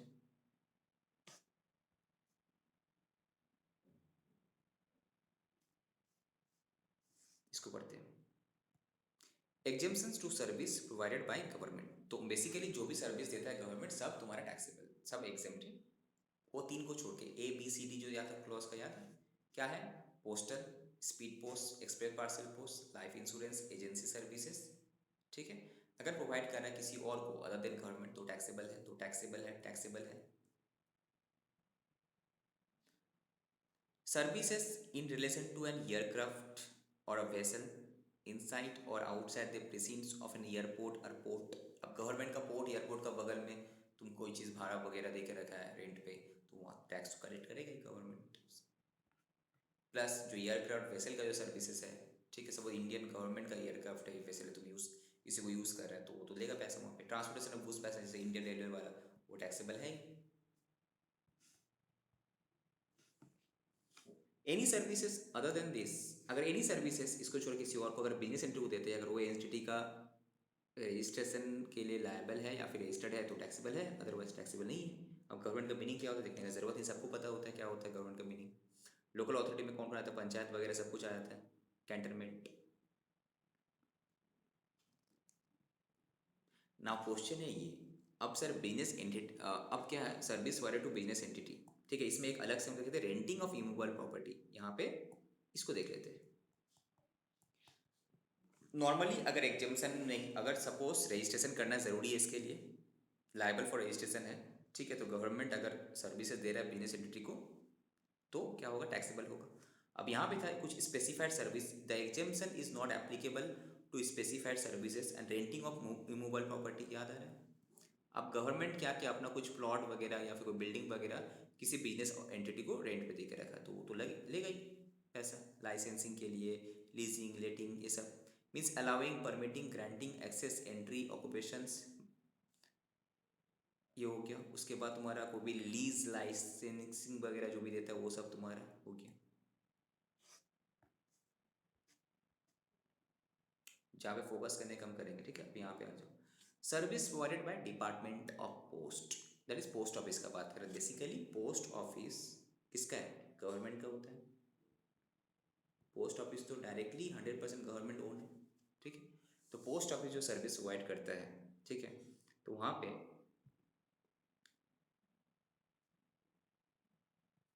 कौन कौन सा सर्विस है? जो बेसिक मेल सर्विसेज है वो नहीं होगा, बट अगर स्पीड पोस्ट है, एक्सप्रेस पार्सल पोस्ट है, उसमें तो जीएसटी लगेगा। तो वही बोल रहे हैं यहाँ पे कि नॉर्मली क्या हुआ तुम्हारा कि basic mail service like normal postal service है, नॉर्मल पोस्ट, ठीक है, normal post, book post, registered post, ठीक है, exclusively by the department post to meet the universal postal obligation, ये ओके, ये तुम्हारा एग्जेम्प्ट है, fine.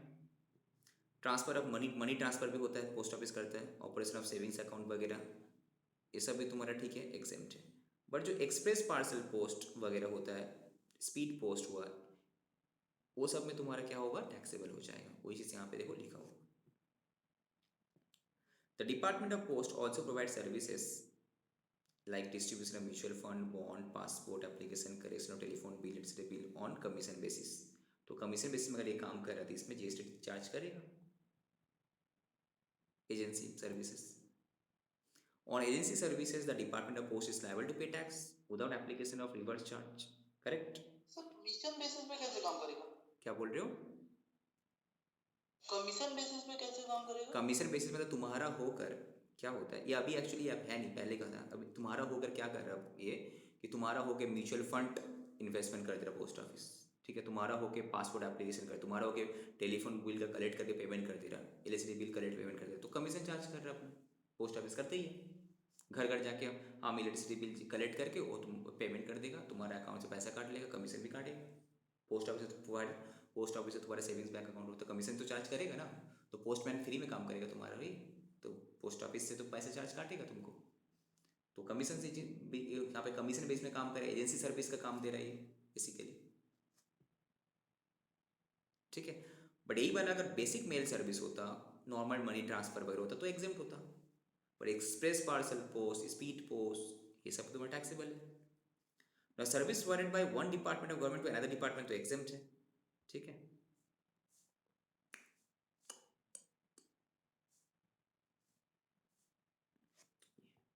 Services provided by police, security agencies, police या फिर security agencies of government, that is CISF, to PSUs, corporate entities, sports events held by the private entities. तो क्या हुआ, important है ये।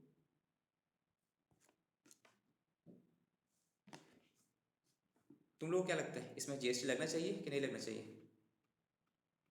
नहीं लगना चाहिए। नहीं लगना चाहिए।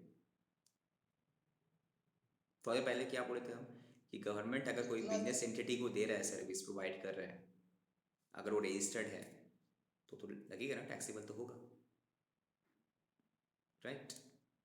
तो बिजनेस एंटिटी को हम दे रहे हैं, ठीक है, नॉर्मल बंदा को नहीं, बिजनेस एंटिटी को दे रहे हैं, ठीक है, जो कि ना रजिस्टर्ड है या फिर लायबल फॉर रजिस्ट्रेशन है। तो वहाँ पे ABCD को छोड़ो, ABCD में तो चाहे सबके लिए एप्लीकेबल है, जो पोस्ट का बात किया हम, एयरक्राफ्ट वाला बात किए, ठीक है, वो सब तो सबके लिए एप्लीकेबल है। बट अगर स्पेसिफिक कुछ भी सर्विसेज देते तो वो तो लगेगा ना।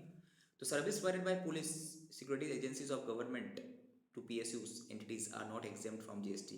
जैसे कि क्या होता है, हम लोग कंपनीज जैसे जितने भी PSU कंपनी है वहाँ पे क्या होता है, CISF रहता है security, as a security, because PSU मतलब गवर्नमेंट प्रॉपर्टी, ओके, गवर्नमेंट उसको ओन करते हैं मोर देन 51% से भी ज़्यादा, तो उसको भाई सिक्योरिटी अगर प्राइवेट को देंगे तो क्या हो सकता है, वहाँ पे घपला हो सकता है, इसीलिए CISF वगैरह को रखता है, पुलिस को रखता है वहाँ पे। तो वहाँ पे गवर्नमेंट क्या करता है, CISF या फिर ये मंथली बिल काटता है, तो वहाँ पे तो टैक्स देने पड़ेगा उसको। Such service and tax, obviously बात यहाँ पे RCM में लगेगा, such services taxable service and the recipient are required to pay tax under RCM reverse charge mechanism में on the amount of consideration paid to government for such supply of services। तो वहाँ पे RCM applicable है, RCM में भी हम लोग देख रहे इस टाइप का। देखो अब है suppose cricket, Karnataka cricket association है, इसी को तुम समझ लो Indian cricket association ICC Bangalore, request किया कमिश्नर ऑफ पुलिस को बैंगलोर का to provide security in and around the cricket stadium for the purpose of conducting cricket match करवाना है। तो commissioner of police arrange the required security for agreed, बोला भाई इसका इतना पैसा लगेगा, हम पब्लिक सेवा नहीं करके तुम्हारे लिए सेवा दे रहे हैं। In this case service of providing the security by the police to the personal are not except, that is taxable होगा, बट इसमें टैक्स कौन देगा, इसको खुद देने पड़ेगा आरसीएम में। As a service are provided by the government to cricket associations are liable to pay tax on RCM basis. ठीक है, तो गवर्नमेंट जो भी सर्विस देता है सब सर्विसेज तुम्हारा एग्जाम नहीं है, कुछ कुछ सर्विस टैक्सेबल है। For example department of post का जो सर्विसेज था तुम्हारा, हाँ basic mail service okay, transfer of money okay, commission service taxable है। डिपार्टमेंट ऑफ पोस्ट वाला जो तुम्हारा एक्सप्रेस पार्सल पोस्ट, वो सब तुम्हारा कहाँ गया रहा, एक्सप्रेस पार्सल कहाँ गया, ये डिपार्टमेंट ऑफ पोस्ट में जो तुम्हारा था speed post, express parcel post, ये तो तुम्हारे टैक्सेबल होगा ना। उसके बाद service in relation to aircraft vessel taxable होगा। Transportation of goods, Indian railway में गादा गादा गुड्स हम लोग का इंडियन रेलवे फ्रेट चार्ज करता है राइट, तो फ्रेट में तो जीएसटी चार्ज करेगा ना। ठीक है, तो वहाँ पे हमको 5% वाला में तो आरसीएम में हम चले जाएंगे। ठीक है, अब बिजनेस एंटिटी ये सब एबीसी छोड़ के कुछ और सर्विसेज देता है बिजनेस एंटिटी को, अगर जैसे कि for example renting of movable property वगैरह, तो वहाँ तो टैक्सेबल देने पड़ेगा हमको इसमें। ठीक है, उसके बाद तुम्हारा जो अदर कोई भी सर्विसेज वगैरह अगर दे रहा है, जैसे कि यहाँ पे सिक्योरिटी गार्ड वगैरह, सिक्योरिटी सर्विसेज, पुलिस सर्विसेज वगैरह जो देखा, वो सब तुम्हारे टैक्सेबल है।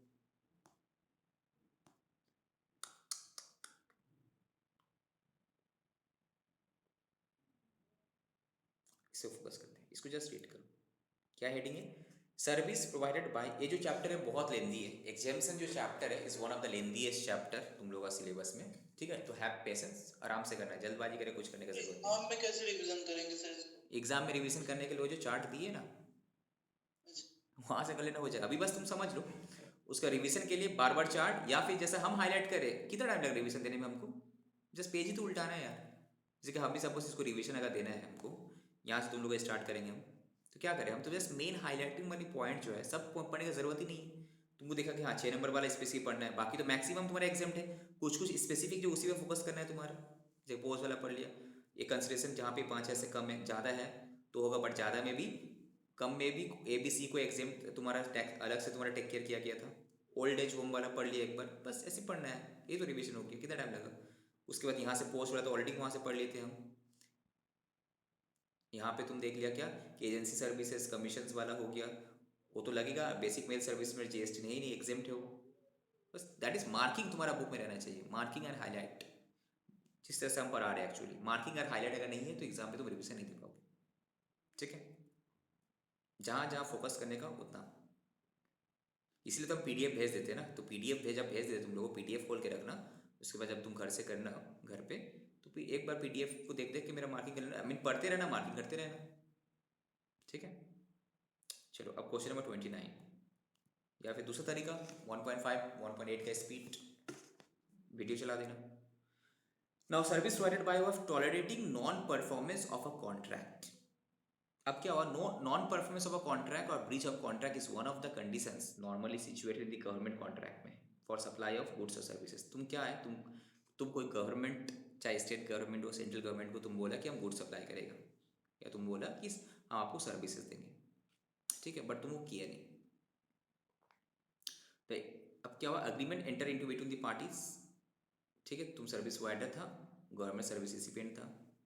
In case of the parties breach the contract for any reason including non performance हुआ, तुम बोला कि नहीं हम काम नहीं करेंगे, then such person is liable to pay damage, जिसको बोलते हैं लिक्विडेटेड डैमेज,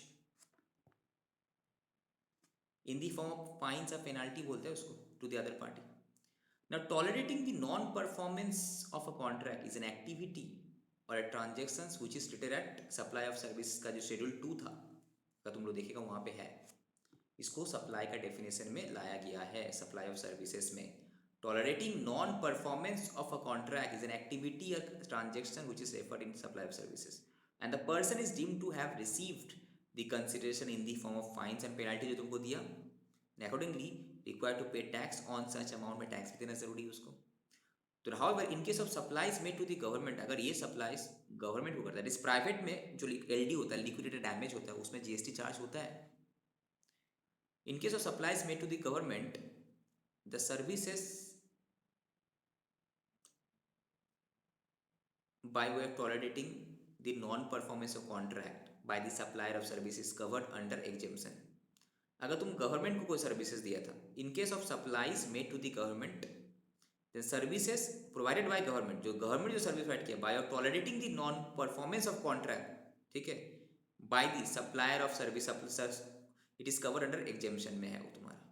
तो वहाँ पे तुम्हारा एलडी फेल्डी लेगा, बट उसमें जीएसटी एप्लीकेबल नहीं होगा। तुमसे फाइन पेनल्टी गवर्नमेंट चार्ज करेगा, बट क्या होगा, जीएसटी एप्लीकेबल नहीं होगा। Thus, any consideration received by the government from any person on account of non-performance of contract as a because as an in the name of damage, fines, penalty, इसमें तुम्हारा GST नहीं charge करेगा वो। अब इसी के लिए एक एग्जांपल यहाँ पे दिया हुआ है, देखो इसको। Public works department government agency है Karnataka, enter into a contract with ABC, एक कंस्ट्रक्शन कंपनी के साथ। बोला कि तुम क्या करो भाई, ऑफिस कम्प्लेक्स बना दो, ठीक है। इन दिस एग्रीमेंट बोला था कि 10 July it was agreed by both the parties that Mrs. ABC shall complete the construction work and hand over the project on इस डेट से पहले कर देगा। It was further agreed that any breach of the conditions term of the contract by either party, कोई भी, give right to the other party to claim damage। अगर public works department का बोला कि नहीं काम नहीं करना है, तो एबीसी कंपनी इससे डैमेज क्लेम करेगा। अगर एबीसी कंपनी बोलता है कि नहीं हम काम नहीं करेंगे, कोई भी टर्म्स एंड कंडीशन ब्रेक करता है, तो पब्लिक वर्क्स डिपार्टमेंट खुद इससे एलडी डैमेजेस या इन द फॉर्म ऑफ पेनल्टी वगैरह चार्ज कर सकता है। अब कहानी क्या हुआ कि वो कंप्लीट नहीं कर पाया इस दिन से पहले, तो इस बिकॉज ऑफ दैट हम क्या किए, government department, public works department उसको बोला तुम हमको डैमेज दो, पेनल्टी दो एज पर दी कॉन्ट्रैक्ट। सो वो बोला, वो एबीसी बोला कि हम कोर्ट में जाएंगे, तुम जा भाई, रेजिडेंट मिसेस एबीसी एक 10 लाख रुपया दिया है for non performance of the contract. The amount paid by ABC to this is exempt from the payment of tax. तो 10 लाख में जो पब्लिक वर्क्स डिपार्टमेंट कोई जीएसटी चार्ज नहीं करेगा। समझ में आया? Yes sir. अगर तुम समझ के रीड किया तो ठीक है, अगर तुम as a just bookish reading कर रहे हो तो तुम्हारे लिए क्वेश्चन है। जैसे इनकम टैक्स एक कहानी है, जीएसटी पे एक कहानी की तरह पढ़ना है तुमको, सिचुएशन समझना है कि कौन सा टॉपिक पे तुम डिस्कस करो। टॉपिक क्या है तुम्हारा, कोई भी गवर्नमेंट के साथ किसी थर्ड पार्टी का कॉन्ट्रैक्ट हुआ कुछ काम का रिलेटेड, वो भी एक पार्टी अगर डिफॉल्ट के सामने वाला पार्टी उस पर क्लेम करेगा, चाहे वो डैमेज हो, फाइन पेनल्टी हो, तो उस केस में कोई किसी से जीएसटी चार्ज नहीं करेगा। ओके, नॉर्मल फाइन कलेक्ट करेगा, बट जीएसटी एप्लीकेबल नहीं, एग्जेम्प्ट है। अब बताओ, अगर तुमको हम बोले इसको रिवीजन दो, तुम तो एक पेज लेके डर जाओगे एग्जाम में, but while I was a student, हम तो बुक से करते थे, बस हाईलाइट फोकस करना है तुमको, तो हाईलाइट से समझ में आ जाएगा कि पढ़ना क्या। बस एक ही चीज़ 10 जगह से पढ़ने से अच्छा एक ही चीज़ एक जगह से पढ़े, मल्टीपल टाइम पढ़े तो ज़्यादा याद रहेगा हमको। बस तुमको नोट अच्छे से करना है, हाईलाइट। अगर you don't have any time to make a short notes, मत करो शॉर्ट नोट्स, बुक को हाईलाइट करो। नेक्स्ट, अब ये कंस्ट्रक्शन सर्विसेज है, ये हम लोग नेक्स्ट क्लास में स्टार्ट करेंगे यहाँ से, ठीक है। कंस्ट्रक्शन सर्विसेज चलेगा भी, लेंदी है, ज़्यादा नहीं, छोटा ही है कंस्ट्रक्शन सर्विसेज वाला। फिर आ जाएंगे हम लोग ट्रांसपोर्टेशन सर्विसेज, इंपॉर्टेंट है ये, ट्रांसपोर्टेशन सर्विसेज वाला इंपॉर्टेंट है, ठीक है, चलेगा। फिर जीटीए वाला आएगा यहाँ पे, जीटीए का कुछ आरसीएम में किए थे, फिर यहाँ पे कुछ हम लोग करेंगे कौन कौन से एग्जाम्ट है। नेक्स्ट आ जाएगा तुम्हारा, ये तो जीटीए का चल रहा, कुरियर वाला था, ये कुरियर वाला एजेंसी हुआ। लाइफ इंश्योरेंस बिजनेस काफ़ी है, कितना पेज में अभी हम लोग 4.73,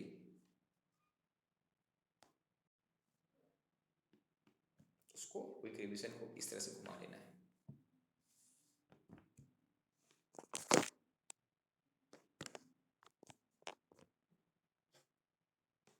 तो अभी तक हम लोग क्या क्या सर्विसेज जो जो हम लोग पढ़ चुके हैं उसी को एक बार क्विक रिवीजन करेंगे, देखो ज़्यादा टाइम लगेगा नहीं, ये चार्ट है, ठीक है, एग्जामिशन का। सॉरी, एक तो हेल्थ केयर सर्विस, आज ही हम लोग रीड किए हेल्थ केयर सर्विसेज, राइट। तो हेल्थ केयर सर्विस कौन अगर दे रहा है, क्लिनिकल एस्टैब्लिशमेंट, ऑथोराइज डॉक्टर वगैरह, एम्बुलेंस, पैरामेडिक, सब जो भी दे रहा है सर्विसेज भाई एग्जेम्प्ट, ओके। बट हाँ, जो भी है हेल्थ केयर होना चाहिए। अगर हेल्थ केयर से कुछ और सर्विसेज है जैसे कि रेंटिंग वगैरह देखे थे, तो वो क्या था, टैक्सेबल था। उसमें और क्या था तुम्हारा, preservation of stem cell by cord blood bank exempt था। Treatment of a important disposal of biomedical waste, जो सीरियल नंबर 75 मतलब क्या तुम्हारा, entry number 75, disposal of biomedical waste of clinical establishment, जो सपोज हॉस्पिटल का जो बायोमेडिकल वेस्ट होता है, जो वेस्ट सब ले लेते हैं ना, सिरिंज वगैरह ऑपरेशंस को, वो सब जो है तो बाहर फेंका थर्ड पार्टी आके, किसी को कॉन्ट्रैक्ट देके रखा, तो वो भी तुम्हारा एग्जाम्प्ट है। वेटरनरी क्लिनिक एग्जाम्प्ट है, राइट। फिर क्या हुआ तुम्हारा, service provided by professional by free habilitation therapy वगैरह, काउंसलिंग वगैरह, ठीक है, वो भी तुम्हारा एग्जाम्प्ट है जो इसमें था। अब यहाँ पे उसका मीनिंग क्या था, health care service means diagnosis of illness, diagnosis था, treatment, care, illness, injury, pregnancy वगैरह ये सब था। In recognise system of medicine, इसमें योगा वगैरह सब कवर था, ठीक है। बट हाँ रेकी कवर नहीं था, रेकी नहीं था, देखो यहाँ पे अलग से लिखे हुए वो कहीं पे रेकी कवर नहीं था, यहीं पे छोटा सा लिख देना रेकी नॉट कवर, ठीक है। इंक्लूड्स में क्या क्या था तुम्हारा, it includes transportation of patient from, ये तुम्हारा एम्बुलेंस सर्विस में है, ये भी तुम्हारा हेल्थ केयर केस में इंक्लूड है। बट एक्सक्लूड क्या करिए भाई, हेयर ट्रांसप्लांट एक्सक्लूड है, नहीं आएगा, कॉस्मेटिक प्लास्टिक सर्जरी नहीं आएगा अगर रिक्वायरमेंट आ गिरे तो, ठीक है। एग्जाम्स में क्या था, हम कोई डॉक्टर वगैरह को हायर किया, एग्जाम्प्ट है। रिटेंशन में exempt, food supply to admitted patient exempt है। टैक्सेबल क्या है, food supply to non admitted patient, outsource किया कुछ भी, ठीक है। कैटर आउटसोर्स कैटरर वगैरह, कैटरर को हम आउटसोर्स कर दिए, वो तुमको बिल चार्ज करता है तो वो टैक्सेबल हो जाएगा। रेकी सर्विसेज भी टैक्सेबल हो जाएगा, राइट। कितना टाइम लगा आशीष? एक तो मिनट, बस बात 1 मिनट भी नहीं लगा। तो फिर बस तुमको सबसे पहले तुमको बैकग्राउंड पता रहना चाहिए, डिटेल में तुम पढ़ लिए, अब तुम you take the help of revision chart.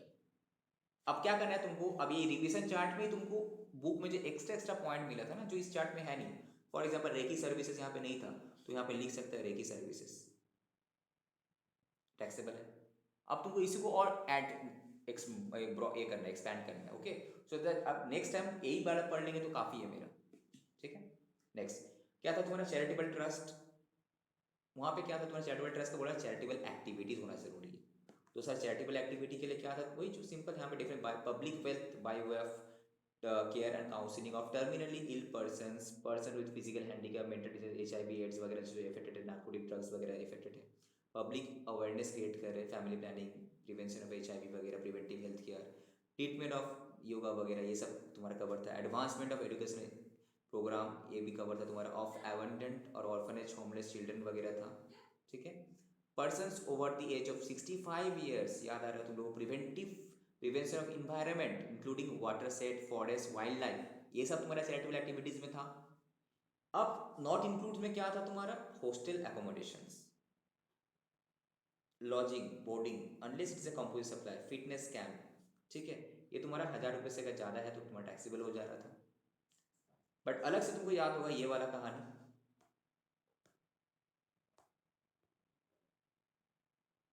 क्या था तुम्हारा, जो ये तो था चैरिटेबल एक्टिविटी डेफिनेशन। अब सर क्या है, सपोज रेंटिंग ऑफ प्रेसिंस है, इन दैट केस हमको चेक करना था कि सर रूम है तो 1000 रुपये पर डे का लिमिट था, रेंटिंग ऑफ प्रेमाइसेस है, कम्युनिटी हॉल है 10,000 पर डे का था, शॉप है तो 10,000 रुपये पर मंथ का था, इससे कम है तो एग्जाम्स ज़्यादा है तो टैक्सेबल है, करेक्ट।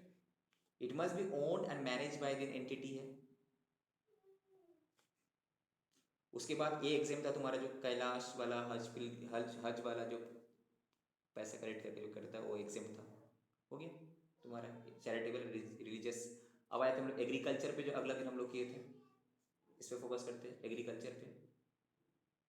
एग्रीकल्चर पे क्या है तुम्हारा, exemptions to in agricultural sectors, ठीक है। बोला agricultural operation directly related to production of any agriculture, AP मतलब agricultural produce including cultivation, harvesting, threshing, plant protection, ये सप्लाई ऑफ फार्म लेबर, ठीक है, फार्म लेबर्स। उसके बाद था तुम्हारा कोई भी प्रोसेस कर रहे जो कि ना मेरा प्रोडक्ट को अल्टर नहीं करता characteristics, renting of leasing of agro machineries, loading unloading, packing, storage of warehouse of agricultural produce, ठीक है, जैसे कि पैडी वगैरह जो था हम लोग किए थे। एग्रीकल्चर एक्सटेंशन सर्विसेज, APMC का services by fumigations in warehouse of agricultural produce, right. अब एग्रीकल्चर में क्या क्या था तुम्हारा, food, cultivation of fibre plants, rearing of raw, agriculture का डेफिनेशन हम लोग देख रहे हैं, रियरिंग ऑफ ऑल रॉ और लाइफ फॉर्म्स ऑफ मटेरियल वगैरह था, उसमें एक्सक्लूड किए थे हम लोग हॉर्सेस वगैरह को एक्सेप्ट किए थे हम लोग। अब एग्रीकल्चरल प्रोड्यूस का डेफिनेशन में हम लोग यहाँ पे देखे थे कि either no processing is done, उतना करेंगे जितना ज़रूरत है, जस्ट प्राइमरी मार्केट में मार्केटेबल करने के लिए, not in the secondary market, याद आ रहा होगा तुम लोग, ठीक है।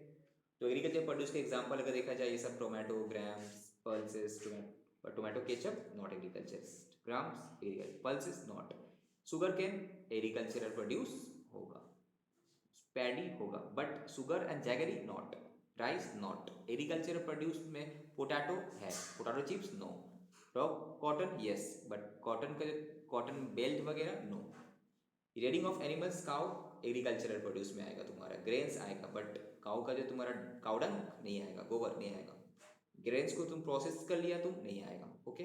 मिल्क प्रोसेस वगैरह हो गया तुम्हारा usually not done by producers, तो ये भी तुम्हारा नहीं आएगा, नॉट एग्रीकल्चर प्रोड्यूस में आएगा। वेट ये भी तुम क्या प्रोसेस कर लिया, आटा बना लिया, नॉन एग्रीकल्चर प्रोड्यूस, ठीक है। तो एग्जेम्पशन दिया गया, इंटरमीडिएट प्रोडक्शन प्रोसेस को भी एग्जेम्पशन दिया गया है। अगर कोई इंटरमीडिएट प्रोडक्शन प्रोसेस करते हो इन रिलेशन टू एग्रीकल्चर, वो तुम्हारा एग्जाम था वहाँ पे, जैसे milling of paddy into rice, but milling of paddy into rice, यहाँ पे तो sir rice is not agricultural produce, तो वहाँ पे तुम्हारा एग्जाम्पशन नहीं था। फ्यूमिगेशन सर्विसेज एग्जाम था, उसके बाद वेजिटेबल के लिए जो प्री कंडीशनिंग वगैरह एग्जाम था, राइस का loading unloading warehousing exam था, ठीक है। ये सब जो ग्रीन वेजिटेबल्स वगैरह का, sugar cane, jaggery, coffee, tea, ये सब एग्जाम था, अलग से फिर एग्जाम दिया गया था इसको। ओके नेक्स्ट, हेल्थ केयर हो गया, एग्रीकल्चर हो गया, रिलीजियस चैरिटेबल ट्रस्ट भी हो गया, ठीक है। नेक्स्ट आ जाते हैं हम लोग अब क्या था, एडुकेशन वाला कहाँ है देखो तो, यहाँ पे नहीं है,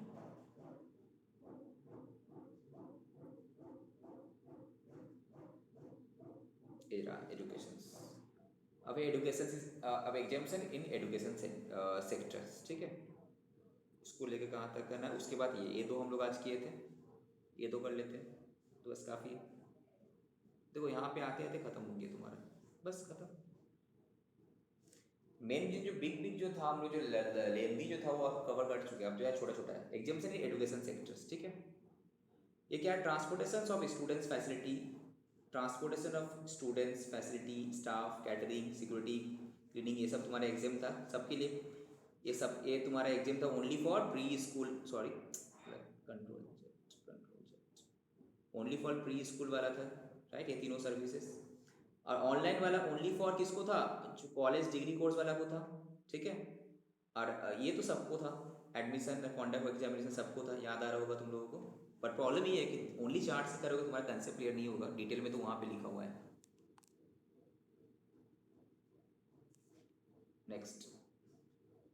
next services supply bye education institution, जैसे कि तुम्हारा वो तो हो गया, तुम्हारा एंट्रेंस फी वगैरह तुम लोग कर ही लिया, और बट हाँ ये सब जो तुम्हारा जो था प्लेसमेंट सर्विसेज वगैरह, ये सब टैक्सीबल, फ्रेंचाइजी फीस वगैरह टैक्सीबल हो जाएगा, कोचिंग सेंटर वगैरह टैक्सीबल हो जाएगा, ठीक है। नेक्स्ट गवर्नमेंट वाला जो था, गवर्नमेंट नॉर्मली जो भी सर्विसेज देता है क्या होता है, एग्जेम्प्ट होता है, बट ये सब speed post, express parcel, LIC agency, ये तुम्हारा टैक्सेबल है, ये टैक्सेबल है। और किसी अगर बिजनेस, उसके बाद एयरक्राफ्ट वेसल वगैरह ये भी था, ये तुम्हारा transportation of goods and passenger, ये भी टैक्सेबल था। और कोई बिजनेस एंटिटी को अगर दे रहा है तो टैक्सेबल है, राइट।